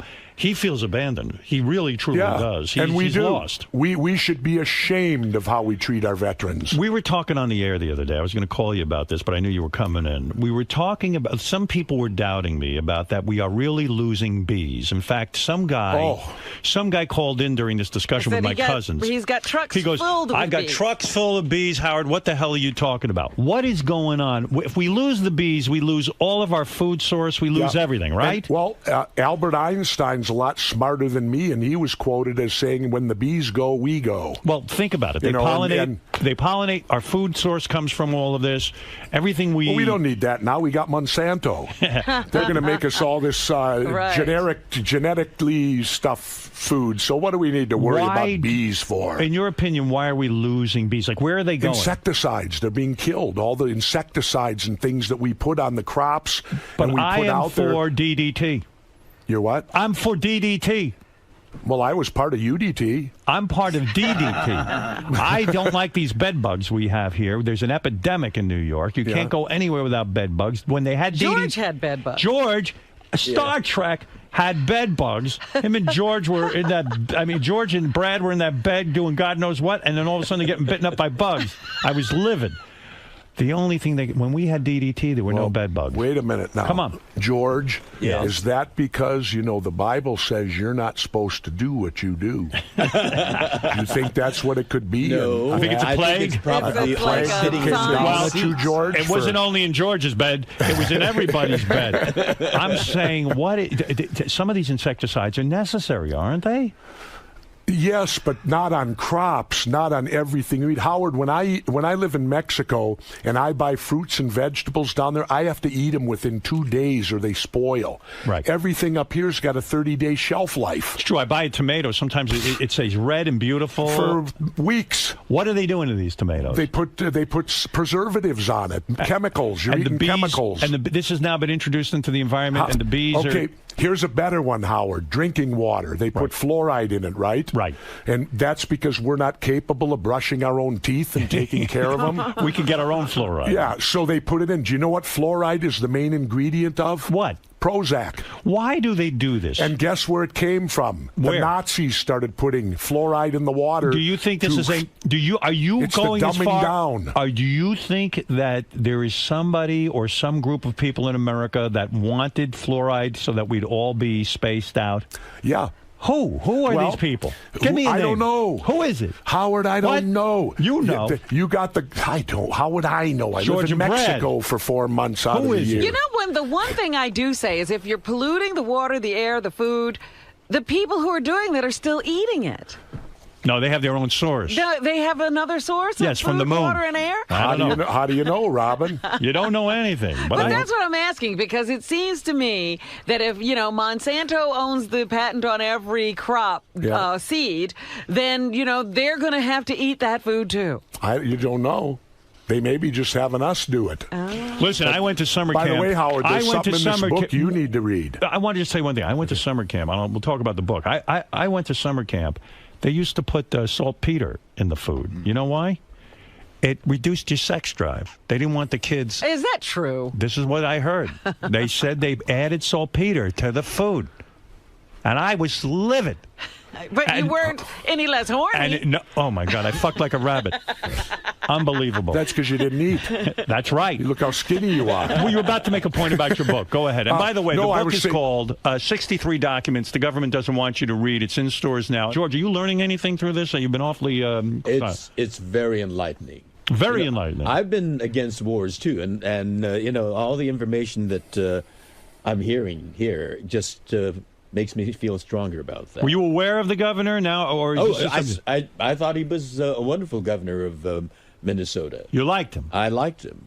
I really Thank you, George. admired what you did, and particularly coming from your background, where people try to denigrate you because of your wrestling background. Well, George loves wrestling. Well, let me say this about George and his partner. I worked for 4 years in Minnesota so that gay employees could get benefits. Mm-hmm. Right. I was successful. Well, guess what happened? Right when I left office, overturned, and the new contract came up, it was the first thing that the Democrats bargained back to the Republicans, and now gays in Minnesota don't get. They had the benefits for a couple years. Now they've taken them away again. Is that why you never became a Democrat or Republican? That you don't trust either side? Yeah. They're the only way we're going to get our country back is to destroy these two political parties. Because you would think the Democrats would have stuck up for the gay population. No, that's the gay population is just their bargaining chip. That's exactly. That's the first thing they give back to the Republicans. And George, teach the governor how to say tsunami properly. There's a T in front of that word. It's pronounced tsunami. It's a Japanese word. And all these journalists on TV and radio... And I believe the governor is guilty of this. The governor himself said tsunami. Yeah, well, I apologize, George. What the hell? I didn't go to college. He never went to college. Now you're learning as I'm learning from you. There we go. Right. But Howard, there's something in my book you need. Yes. We print the entire CIA's assassination manual in here. Read it, and you'll know how to get rid of those people you don't like. Why do I need to know that? Well, that way you'll know how to commit murder. Has the CIA assassinated, have they successfully gone into other countries and assassinated leaders? Well, because I'm for that. They assassinated Che Guevara. They did. Sure. So they were able to do that. Why couldn't they do that with Castro? Why did they never pull that off? Well, what gives them the right? I'm not saying so. Why did they fail? But why did they fail? Because Castro's too good. He's good at it. He's too good for him. They can't get him. They Why not tried and tried and tried, and Fidel outsmarted him. Why not Gaddafi? Why couldn't they just go in and remove him? What gives us the right to do that? We don't. But why didn't they do it? I don't know. These guys have protection too. Are we torturing people right now? Prisoners. I think we probably are. Yeah. Have we beheaded anybody? Yes, it's in my book. Yeah. That's right. So who is it that we beheaded? Some guy over in Iraq. What do you mean we beheaded him? Cut his head off. We were in Iraq. We captured him during wartime. He wasn't convicted of anything. I don't know, but the document's in here. So sometimes we do that. Why do you think we beheaded him? To scare the other prisoners? Don't ask me. I was going to say, you don't know, can't who talk knows? to somebody whose Talk head to the is guys off. that beheaded them. Well, you better get on them. They might be able to tell you why they did it. Might be your next book. The whole point of torture was to make these people talk. If you're beheading people, they're not talking. Well, the bad thing, though, Robin, about torture is that there's no credibility in it. I don't agree with torture. Because if you torture someone, they are going to say whatever's required to stop the torture. The thing that has me angry now is, do you see the latest? They're not going to try these guys in the country. They're going to give them a military tribunal. Well, they wanted to try them in New York. I was against that. Why? Because why the hell do you need to set up a problem area in the Manhattan where we already have all these problems? Then try them in Alaska. But you don't want a secret tribunal. No. You want it out in the open. Well, either that or let me be on the jury. Because I want to hear the evidence. Right. I want to hear you're not going to hear one shred of evidence now. They're going to do this kangaroo court. They're going to put these guys to death, and then they're going to tell, all you conspiracy people, we proved it. These guys were all found guilty. Trial. Your whole push is to bring out things in the open. That's why you like WikiLeaks. That's why you wrote this book. Exactly. Let's bring it all out in the open. Why is everyone hiding? And do you know why I have every right to ask that? Why? Because I'm a taxpayer, and they do it with my money, and I have every right to know what they're spending my money on. What happens when they say, in the interest of national security, we can't tell you something? You say bullshit, right? Well, no, I'll accept that temporarily. As a Navy SEAL, I know there are certain things you can't talk about immediately. Right. But after the op's over, why then can it come out in the open? When you're alone in Mexico, and you just I'm not alone. My wife's with me. Well, listen. When you're alone, that's like being alone. When you're alone in Mexico, you ever see my wife? I've seen your wife. It ain't like being alone. But Howard. when you're in Mexico, you're a guy who loves to talk. You're outgoing. Do you shut down, or do you yap all day about No, I this shut stuff? down. You shut down. Yeah, and did she ever say to you, Jesse, you're the life of the party on Stern, on all these shows. Well, you come home, you're like a fucking zombie. I mean, what is that? I'm not a zombie, but I try to keep that out of my home life. You don't sit and tell her about these. You don't go. Do you sit at home and go, Jesus Christ? When are you doing your studying and investigations? Yeah, you must go crazy. What's your wife like? Does she go, listen, you better calm down. And you're going to have a heart attack here, and I can't take it. No, Does she get annoyed with you? No. She's not into these conspiracies. She's not that. She wants to just hang out and have a good time. No, she has now joined me in suspecting our government of a great deal of bad. But she's not all hopped up on this like you are. I mean, come on. I'm not hopped up on it. I just do what I do, Howard. So when we get together socially, are you going to lecture me on a lot of this stuff, or not at all? What are we going to talk about? That's what I'm afraid. But maybe our relationship is just based on all this stuff. What are we going to talk about? Well, Howard, you won't ever come and see me. You know, you hide out in Long Island. First of all, Mexico's a crazy place right now. What part of Mexico are you in? Not where all the drugs are. I mean, what are you doing in Mexico? You're telling me that it's not a dangerous place right now? There are places that are dangerous, absolutely. Do you travel with a gun in Mexico? You can't have a gun. It's against the law. But everybody has a gun in Mexico. No, only the drug dealers have guns. Only the drug dealers got them. These drug dealers are so powerful. They can decide, Jesse Ventura, we're going to take you today, and no one's going to challenge. There's no law. Oh, that's not true, because the military came and camped out by my house the other day. Why? I don't know. I guess they found out a former governor's there, and they're keeping me safe. What is going on? This is all of a sudden? They're camping out in front of your house? Well, down about 2 blocks, yeah. What if you piss off a drug kingpin? Seriously, you got a big mouth on you. What if you piss one off? I mean, he could take you, your wife will never hear from you what? again. What have I pissed them off about? I don't know. All I've said is that we should legalize, and it'll put them out of business. Listen, you're on fire. You're on fire. I see what's going on here. You're wild. Howard. You're a great guy. What is with your hair? You're going to keep your hair long, or are you ever going to cut it again? I noticed when you were governor, you played the game. Right. You cut your hair. You have to, because in our country, and actually, Howard, I can't even run for office anymore. Why? Well, as much like George, I've come out of the closet. What do you mean? I'm an atheist. I see, because everyone says God, right? If they don't say God, they don't get elected. Well, I don't believe you can be an atheist and admit it and get elected in our country. You almost have to you have to get that shot if you're walking into a church and praying to Jesus. That's why, because we live in a fascist country, which is fascism means when corporations and organized religion take over the government. Were you always an atheist? No, I was a Lutheran. When did you come to the conclusion there is no God? Because, surprisingly, who convinced me was George Carlin. What did he say? Well, he said this. He said, I believe in the sun, and so do I now. And I worship the sun because the sun gives me everything I want. It gives me warmth. It gives me my food. And most importantly, Howard, it comes up every morning and I can see it. So it gives me great credibility. So, Governor, gives it great credibility. I can see the sun. It's this imaginary. Maybe we need imaginary friends to get through life. You know? Well, and I don't hold it against anyone, but to me, until they can prove to me. And in my 59 years, I have never, ever come in contact with God. In your opinion... I know you have, because I remember when you were trying to have that baby, and God was talking to you. In your opinion, what is this all about? Now, what?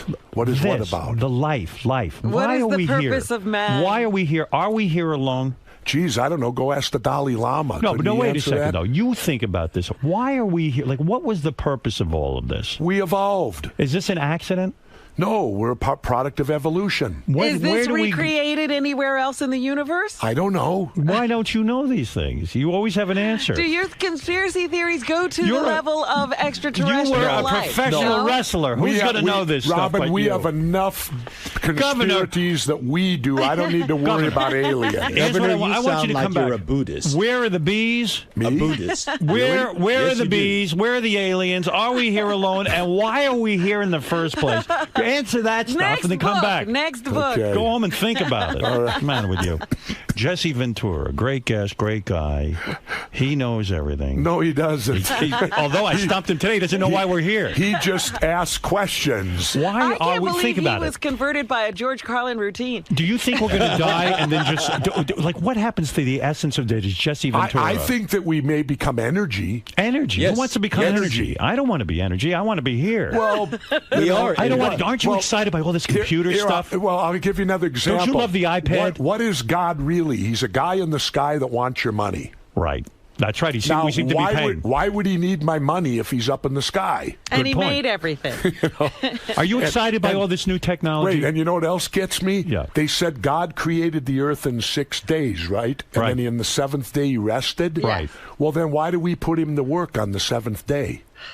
That's his day of rest. Let him have the day off. Pray to him on Monday and have church on Monday instead. Let the guy have a day off. We've all seen pictures. Right, George? Governor, you should look into Buddhism. You sound very Buddhistic. Really? Yes. We all seen pictures of guys, primitives, praying to rocks and stones, and we laugh at that. Yeah. And yet there really isn't much difference between... So we pray to nothing at all. Right. Yeah, at least if you have a rock, the sun is a good thing to pray to. Sure. Yes. Sun rock. That's where, when the combination happened, there were sun worshippers who combined with the Christians. Where do you think halos came from? Right. And all that stuff is when they had to change a few of the rules to include other people. Are you excited by the new technology, or do you see it as threatening? I love my iPad, too. Do you have one? No. I love it. I've never owned a cell phone. I've never done a computer. Why? Why anti-technology? I mean, I know that's sort of an affect in a way. It's like, I'm not gonna change my ways. But you're a progressive thinker. Yeah, but because I look at it this way, Howard, between computers, cell phones, and the television, you got people spending 16 hours a day looking at screens. Yeah, but Go out and live real life. When you were on the plane today and you were coming in, or whenever you took the plane, The private plane, I may add. Who paid for that? Did you pay for that? No, the book publisher. You're kidding. How did you get a book publisher to pay for that? They don't pay for anything. I threatened them. And so when you are on the plane, wouldn't it be nice to have that iPad? I'm all set. I'm going out to California. I got a trip I planned. I got an iPad. I loaded it up with films. I'm going to watch movies. I'm going to check all the news things. Well, that's exciting, no? And that's great for a guy like you. I pick up an old-fashioned book on the plane and, read it. You can turn the pages physically instead of looking at a screen. I never thought of that. So I just kind of read a book. All right. Listen, speaking of books, Governor, you've done it again. You've written your what? This is the fourth book? Fifth. All right. Jesse Ventura's book, 63 Documents the Government Doesn't Want You to Read. It's in stores now. Maybe you'll learn something. Howard, you're going to California? Yes. Well, damn it, why don't you just, when you get done there, jump on one plane to Cabo San Lucas. I'll pick you up and come and spend a few days with me. I'm afraid to be alone with you. My wife will be How there. How can I be fun for you? You hung out. Wife will you hung be out there. with these, the Hulk Hogan types. Not Hulk. I know you did not. But I'm just saying, you were a professional wrestler. You look at me like a woman. I mean, I'm too feminine for you. Wouldn't you go surfing with him? Hell no. I'm dying to surf, but I'm so afraid. Howard, could you teach me how to surf? I'm begging you. Imagine me and you on surfboards. Fly. You put me in a bikini. I know it. I'm just learning too. Are you? Sure. And with your hips and everything else, you're able to do it? It's the good thing now. It's called paddle surfing. Oh. You get with a paddle and you got the board. You stand on it and paddle. I can't even do that. That way you don't have to get up and down when the wave comes. Right. You drop right How into tall it. are you? And you're 6'4". And you're able to stand on this thing, huh? Not all the time. That's part of the fun. Howard, please. Why am I so feminine looking? Why don't I have more Howard, size when like you go to L.A., come and visit me. And don't tell me you can't afford it, because I know you just signed a new damn contract. Yeah, well. What the hell would it cost you? $500 round trip? It ain't the down? money. I just don't know if Howard, you're I'll going to be. protect you. You're going to be so bored with me. How do what I if get the bored with federales you? come and take us then away? Bring George with too. Bobo, quick question. Let me see how you handle people's questions. That's what you're going to have to do tonight. Uh-oh. Yes, Bobo. Man, now listen to me. Howard's been calling me insane. My theory of 2012 is what you've been saying. Where are you going to be December 21st? What is all this? The world is going to end in 2012. What is that? I don't even know about that. What it is this, Howard, if you'll let me explain it a moment as I know it.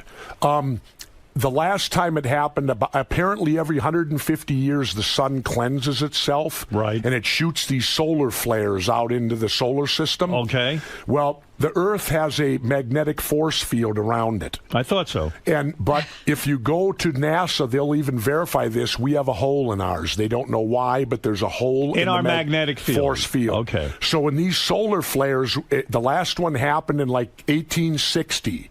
It did not have a major effect because we did not have electricity much then. Right. But now that we have electricity, what these solar flares can do, it could knock out the entire grid system of the United States. And you're off the grid. Well, I'm okay. Right. But look what happens in New York. If you go dark for 12 hours, you You're got screwed. Chaos. Were you impressed that in Japan there was not one incident of looting or carrying on?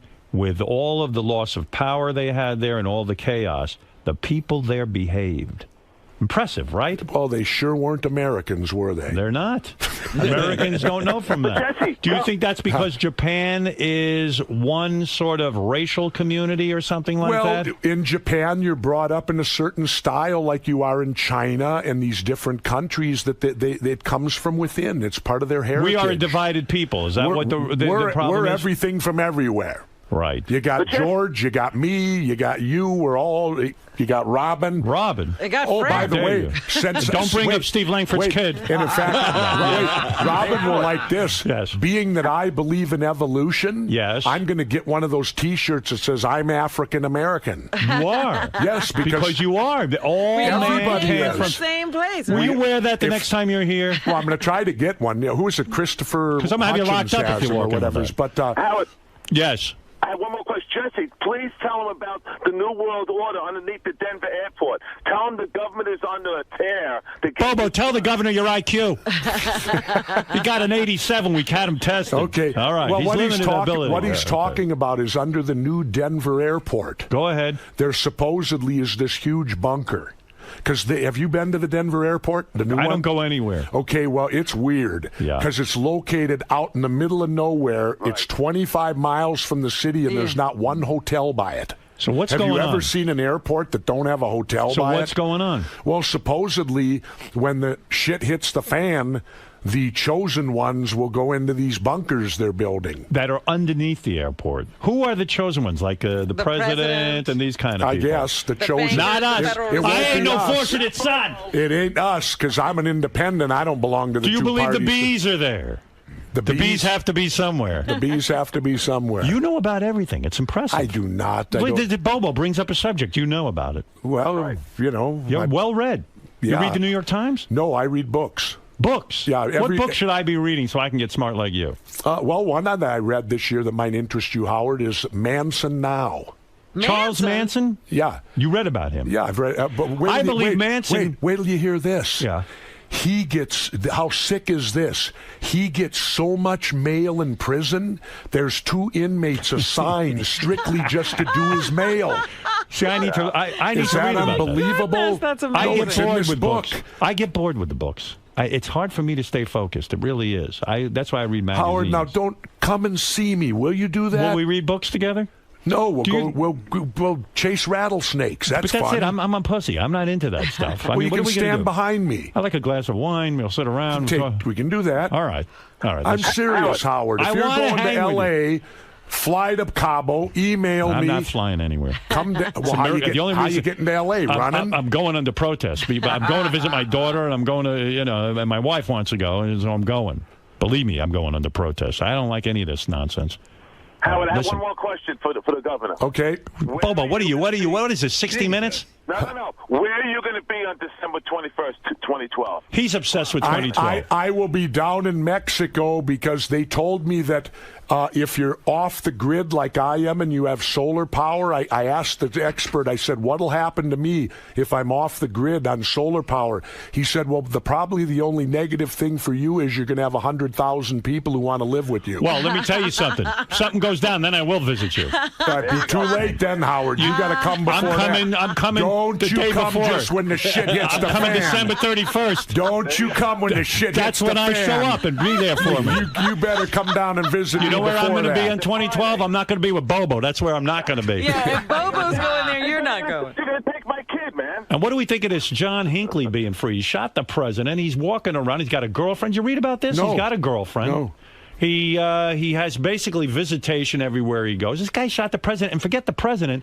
The president lived. He shot this James Brady in the head. He wrecked this guy's fucking life, and now he's running around like he's Mr. America. You know what I'm saying? Well, blame the system. Why did they let him out? The system stinks. The system is dirty. You know. Well, the problem is this. Thank you.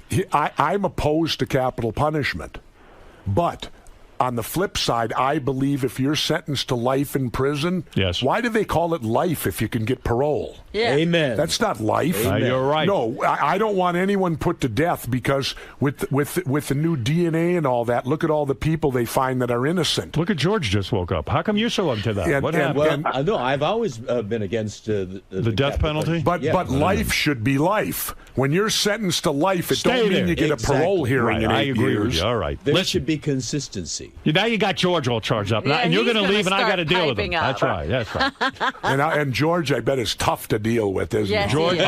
He just has a look like he is this trouble. morning. This morning, he looks like trouble waiting to happen. This morning, he put me through the ringer. I mean, it's unbelievable. Okay, look. No, you're a bold truth talker. I really have. You've got a great fan over there. admiration for Well, thank you, George. And all I can say is, Live long and prosper. you. Live long and there you prosper. go. That's right. Exactly. Goddamn right. Oh, wait, When is this show going to go on? There What? it is, right There we there. are. Howard. But Hey, we're all giving each other the Vulcan. That's the true sign Now, of wait a nerds. minute. George has his thumb sticking out. Is that wrong? George can't do the Like Vulcan this. sign. Yeah, I have trouble doing it too, but I got it there. George, are you saying on the Vulcan sign that you should have your thumb spread out? Yes. Oh, you You should. should? Okay, there we go. How do you know Thumb that? is spread out. I can do Leonard it. Nimoy invented it. I know, and he told you that? Yes. Okay, all right. Listen. Hey, Howard, one more thing. When is this show coming back? Conspiracy Theory. Well, right now, we think it's coming back, but as you always know in Hollywood, you don't know for sure till they actually do it. But we're in communication. Were the ratings good? Do you think ratings are phenomenal? So then why wouldn't they bring it back? Well, they censored one of them. The government came down on the network and only allowed one of them to be showed one time, and they had to pull it. They now acknowledge I made it. That was the one on Police State, where we discovered that there's a bill that the Department of Homeland Security got passed where FEMA is building no less than 6 internment camps. Oh, my. George, internment camps. George was in an internment camp. Well, the last time we had them was during World War II, and we put our Japanese American citizens in there. I grew up in them. I did. Did you? Yes. Well, guess, I don't know. That's who's going into them. That's the question I had. Who are these being built George for? grew up in an internment camp. He was locked up. Because of the Japanese, the war, I'm World War an II? American of Japanese ancestry. You want to go down? I looked you like want to the go people down? who bombed Pearl Harbor. You want to go down to the governor's place with me? We'll hang out. We can All talk right, about I'll it. join you. All right, listen. Okay. I could learn a lot from this man here. Yeah, believe me, you could. Yes, indeed. Well, I can learn a lot from George, too, because he tells me how to say tsunami. Tsunami. All right, listen. We've clear, said a right lot. there Let on people paper. think about what you've said. Okay. All right. Jesse Ventura's book, 63 Documents the Government Doesn't Want You to Read, is in stores now. How did we lose control of our government? Well, when a coup d'etat happens, when they killed President Kennedy, that's a good way, because if you can get away with murdering the president, what can't you get away with? Ken, what do you want? Go ahead in Mountainside, New Jersey. Quickly, the governor has an agenda. Hey, Jesse, nice to talk to you. Quick theory I heard was that supposedly at the North and South Pole, that beyond the poles there's an opening and that there's an inner Earth. I'll give you quick examples. There's Admiral Byrd back in World War II time that supposedly the military sent him on journeys. Do you believe the earth is hollow, is what this man is asking? Hollow? No. I don't think You it think is. people are walking from one end to the other to get I think there could be. I believe the earth is hollow. What do you think of that? There's molten lava and all prove that I'm down wrong. there. Good luck. What is it? The governor's It's not hollow. I went to that movie, The Journey to the Center of the Earth. I remember that. Yeah, what is it? JD just sent me a great article about the governor's show.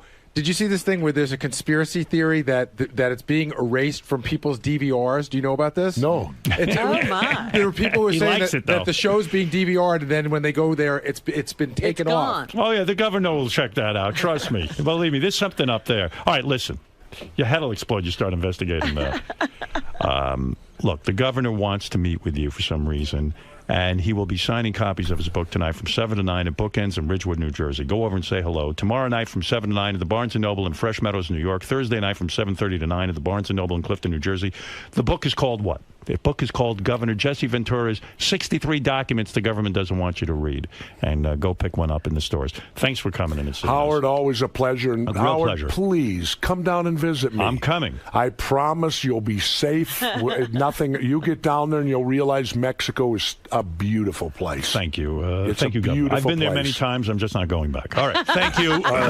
Thank you, Howard. And by the way, if you do get down to Mexico, you can see the governor in his backyard worshiping the sun.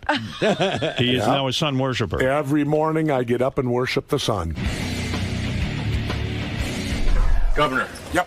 More injustices revealed during today's interview with Howard. What injustices? Well, things that are going on in our country that we don't know about. Well, there's lots of things going on in our country we don't know about because when our country classifies 16 million documents top secret, I would say that's just about every document they put out. And as I said, I have every right to know what my government does because they use my tax money to do it, and I have every right to know what my tax money is being spent on. It's my right as a citizen to know that. In a democratic country. In a democratic country, you should be able to know what your money is being spent on, and clearly our government is not open anymore. We're turning into one of the most secretive governments across the world today, and that's the wrong direction to be going. Thank God we got people like Howard Stern and people like that that'll have people like me on so that we can talk about things of this nature. Now, you alluded to maybe a revolution to sort of destroy the two-party system as the solution. Well, the revolution is simple. All you got to do is refuse to vote for Democrats and Republicans. It's that simple. We have the power in our own hands. Stop electing them. When they play blame, who's ruined our country? They've been in charge for the last 50 to 100 years, so any problems we have go right back to the Democrats and Republicans. They're the ones that have been in charge.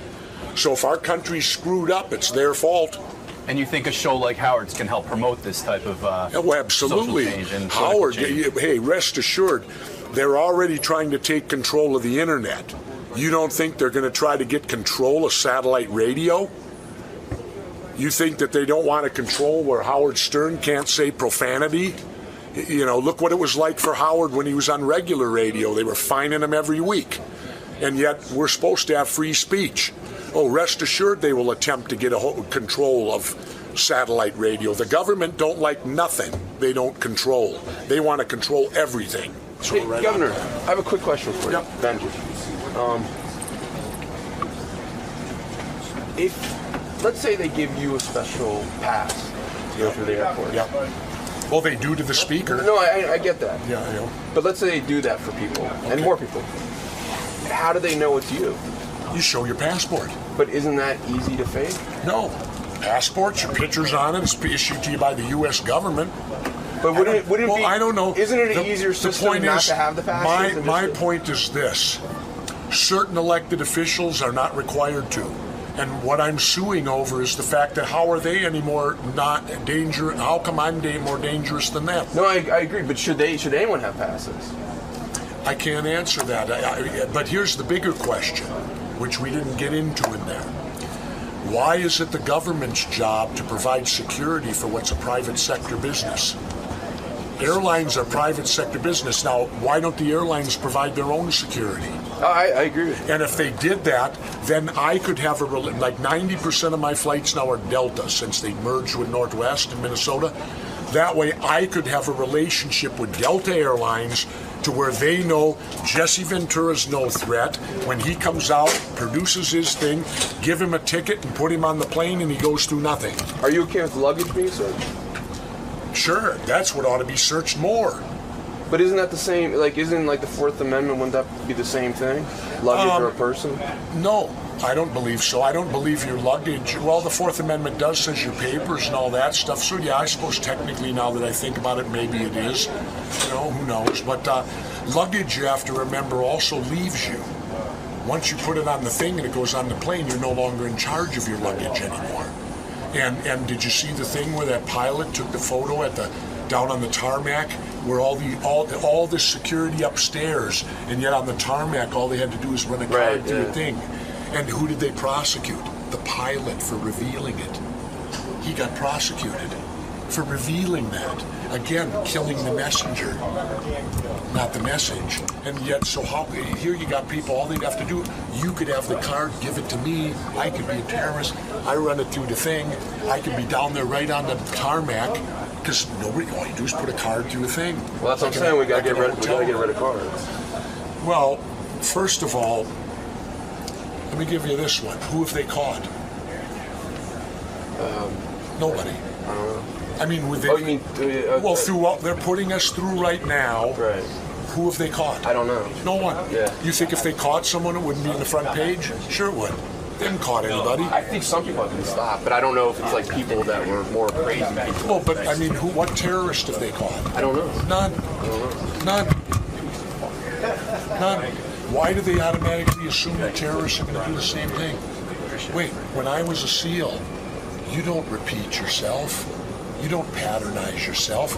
If you've got an objective you're going to get, and you go in this way to get it, you don't come out the same way you go in. You come out as alternate route. Do you think it's good for the planes to have any kind of checking out? Sure they should. Absolutely. But it shouldn't be to what we're getting here, where they violate you and sexually assault you. Cops can't do it.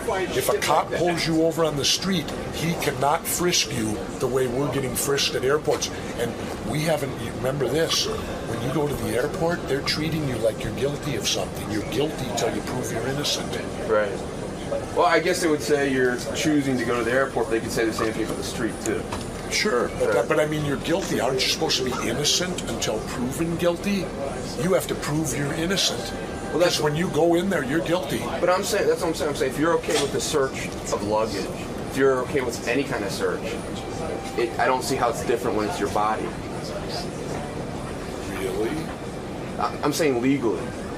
If let's say you're holding like a little purse with you, are you okay with that being searched? No, you set it through the machine. But should you have to do that? Sure, because you could be carrying a gun. Well, you could have a gun up your ass. I'm not saying you. I'm not saying I said, but someone. How do you get a gun up your ass? I don't. I don't know. I've been to some parties and stuff. People had guns up their asses. I'm just saying metaphorically, a gun up your ass. I'm not saying. Well, I knew prison was a possibility. Or... Why should I? Okay, because I have metal in my body. Why should I be discriminated against? Why do I have to? Because I have metal. I can't help it. This is the way I think of it. I don't know if it's the best system. I think they're trying to figure out what's the best way we can try to make it a little bit more secure. And let's figure out some overall strategies. Well, always remember this. When the government tells you they're going to keep you safe, be prepared. You're going to lose your freedoms then in order to keep you safe. Here's my quote. I would rather face the terrorists on a daily basis than give up any one of my freedoms. So if you're willing to give up your freedoms for safety, then you have no problem. I refuse to do that. I refuse to give up my freedoms to have the government attempt to make me safe. No, I don't like it. I'm just saying, is there a way to securely make the plane without doing something? Sure, have a relationship with the airline. They know who you are. And if you fly all the time, you'll know. Thanks up. Okay, take care. Tell Benji he's officially a weirdo. He's out there interviewing. He's in a deep discussion with Jesse Ventura. Oh, no. Oh, no. Like, leave. That was my point about Steve. Is just leave the guests alone. Why do you have to bug the guests, Benji? Like a whole thing. Jesse Ventura wants to just. Hey, Jesse, can you just clear something up? Just grab that mic for a second.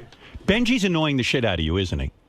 Out there? Yeah. Yeah. Yeah. Thank you. Can you explain that to my staff that you're trying to get out? I was getting ready to bitch slap him. No, but I mean, you're ready to get out, and this guy's got a whole fucking dialogue going on. And you're being nice to him because you're here and you like the show and everything, but he doesn't understand. No, he grills me and all that. But no, I wanted to tell you, Howard. Yeah. My wife and I are contemplating applying for Mexican citizenship. Really? But how are you going to be vice president? Well, because you can have dual citizenship. I'm not giving up my U.S. citizenship. I just want Mexican because I go down there so often. It has benefits, too. In Mexico, when you turn 60, if you're a citizen, they cut your property taxes in half. Well, that's nice. So I'm contemplating being, and then maybe, who knows, I could end up the president of Mexico. That's good. Do you speak Spanish? Huh? Do you speak Spanish? Of course not. What do you need? How do you run bother? Why bother learning the language? People It's come easy. here and don't learn this language. George Bush didn't know the language. He was president. Well, that's true. Besides, George, you'd get an interpreter. All right, hey, Governor, thanks. I'm sorry Benji was hassling you. Benji, what are you doing? The guy doesn't give a shit about sitting out in the hall and doing an interview. I don't He even. just did a whole interview in here. It's like when I went and did that Piers Morgan show. Every staff member there got me involved in a conversation. They're all nice people. Don't get me wrong. At Letterman, they know nobody bothers you because they know you just want to go home. Yeah. What do you think? The governor wants to? How did you get involved anyway with him? Seriously. This is off limits. No, come on. Why did you get involved with him? I thought there was a question that I asked him that I thought was an interesting question, and I thought it was okay, not always, but like in a general little way to sometimes if you're in the hall to It's do not. a little question. Leave him alone. You go do your thing. He's not looking to be interviewed by you. What was your question? Yeah. What was the great question? I don't remember exactly how it started, but it was about if he's okay with luggage being searched for airlines. Hey, Gary, fire anyone who bothers the guests after they leave. Seriously. Interesting question. Are you worried about your luggage being searched? I mean, he sat there. He had to ask him that. The fucking guy just spoke to us for an hour. It's enough. Stop it. Seriously. I'm being serious. Stop it. Howard, Leave people alone. He didn't come searching for you, did he? You went and sought him out with this burning question. How far into the interview did you come up with that question? No. I don't. George, do you know what I'm talking about? I Seriously. do. Yeah. I do. I mean, when you're on a set, even a movie set, you're trying to work. You can't sit there and entertain everyone. Howard. Benji, understand what I'm saying. I get what you're saying. So why'd you do it? I didn't think. I thought it was okay when we do what? To go hassle the guests? I just spoke to You Steve didn't Langford see how about hard that. he was working here. He was answering all the questions. He had to be up and on the whole. Let him go. No, but, hey, who wrote me this? Benji was talking to Jesse through the whole break, not just one question. Come and tell me what Benji does. Howard. Yeah. You asked him a series of questions. No, I asked. Why? I thought it was okay for us. Why? But why would he want to sit there and answer your question? Well, I actually think it was an interesting question. If you see for who? For you? Yes. Not for him. No, listen, Howard. He's him. He knows the answer. What was the benefit in doing that? Honestly, I'm not making a bit about this. I thought it was okay for us to do that. Jason, what does he do? In the hall. He's a fucking nut. This well, I'm Benji. hearing that Benji does this a lot. Well, Gary should walk over and say, Benji, get the fuck away from the guests. But it was a 2-camera shoot when Benji was interviewing. Of course, that's what he's doing. He's getting he wants camera time. It's not necessary. The man's been gracious. He sat here for an hour and answered every one of my questions. I mean, what do you want from everyone? Stop it. This is how I make a living. You're interfering with it. What is it? Yeah, Tim and I were in the green room, and we heard the whole thing. It was quite interesting. There was at one point, Benji was asking him about passports or something, but the conversation went to people could smuggle stuff into the country or whatever and Jesse Ventura, with a gun up their ass. And they were talking about guns up the ass. But Jesse Ventura is being kind and answering your question because he's grateful to the show. He likes me. Howard, calm You're down using a second. me. You're using me. And when I'm used, I feel very violent. Calm down a second, and I'll answer. You're using me. Calm down a second, and I'll answer. Well, I thought it was fine for us to do that. And no, I thought that was like it is like not fine. interactions What in did the you hall. hear me talk about with Steve Langford? That was something like off the show. I thought it was fine. This is all. The hall is off the show. I thought little interactions in the hall were fine. No. Do you want us to pull the tape? Do you want to hear the whole thing? We'll pull the tape. Yeah, I want to hear it. No, you know what? I don't even want to hear it because it's boring, and it's boring to Jesse Ventura, and it's fucking stupid. Ronnie, pull his ass right out of there. Howard, how many times I've told him? No. It doesn't matter who I said it is. take him physically and move him out of the situation. He's been in the green rooms with Miss Howard TVs, with a stripper, with this one, with that one. I don't want him involved. Don't I know your cousin? Do I know your sister? You look very familiar. Have I seen you before Benji, somewhere? it stops today. Oh, Howard, calm down. Benji, you just don't. It stops today. Dude, I'm not. Dude, don't tell take me out to your calm anger down. on me and talk to me like that. No. Don't tell me to calm down. Dude, I'm this is telling you my to calm business. down. This is mine too. No, it isn't. I've worked fucking 30 years for this.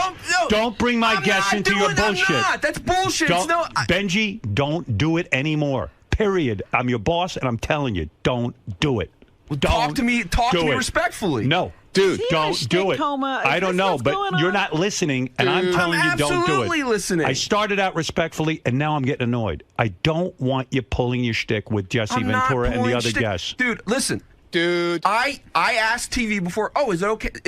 Is it okay? Are we supposed to ask? I'm telling you, no. All right, then if you say no, it's no. No. But don't act like I fucking did something like as some thing to use you or something. That's a use. How's You're it a using use? my success and fame to enable yourself to go out in the hall, and I don't know what you're doing.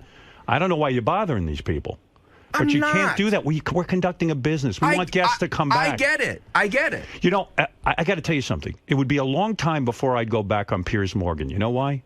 They nudged the shit out of you. They had me taping there for an hour and a half for an hour show.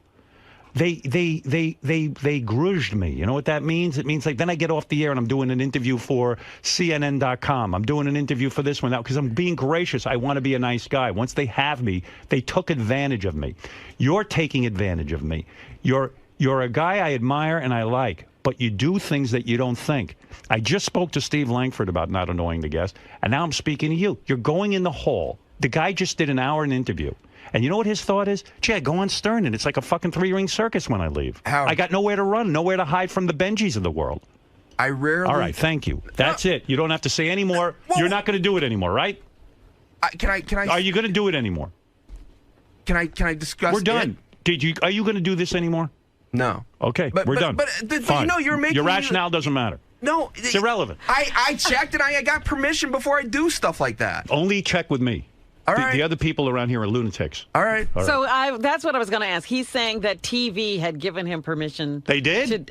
Is that what he's saying? That's what I'm asking. Is that true?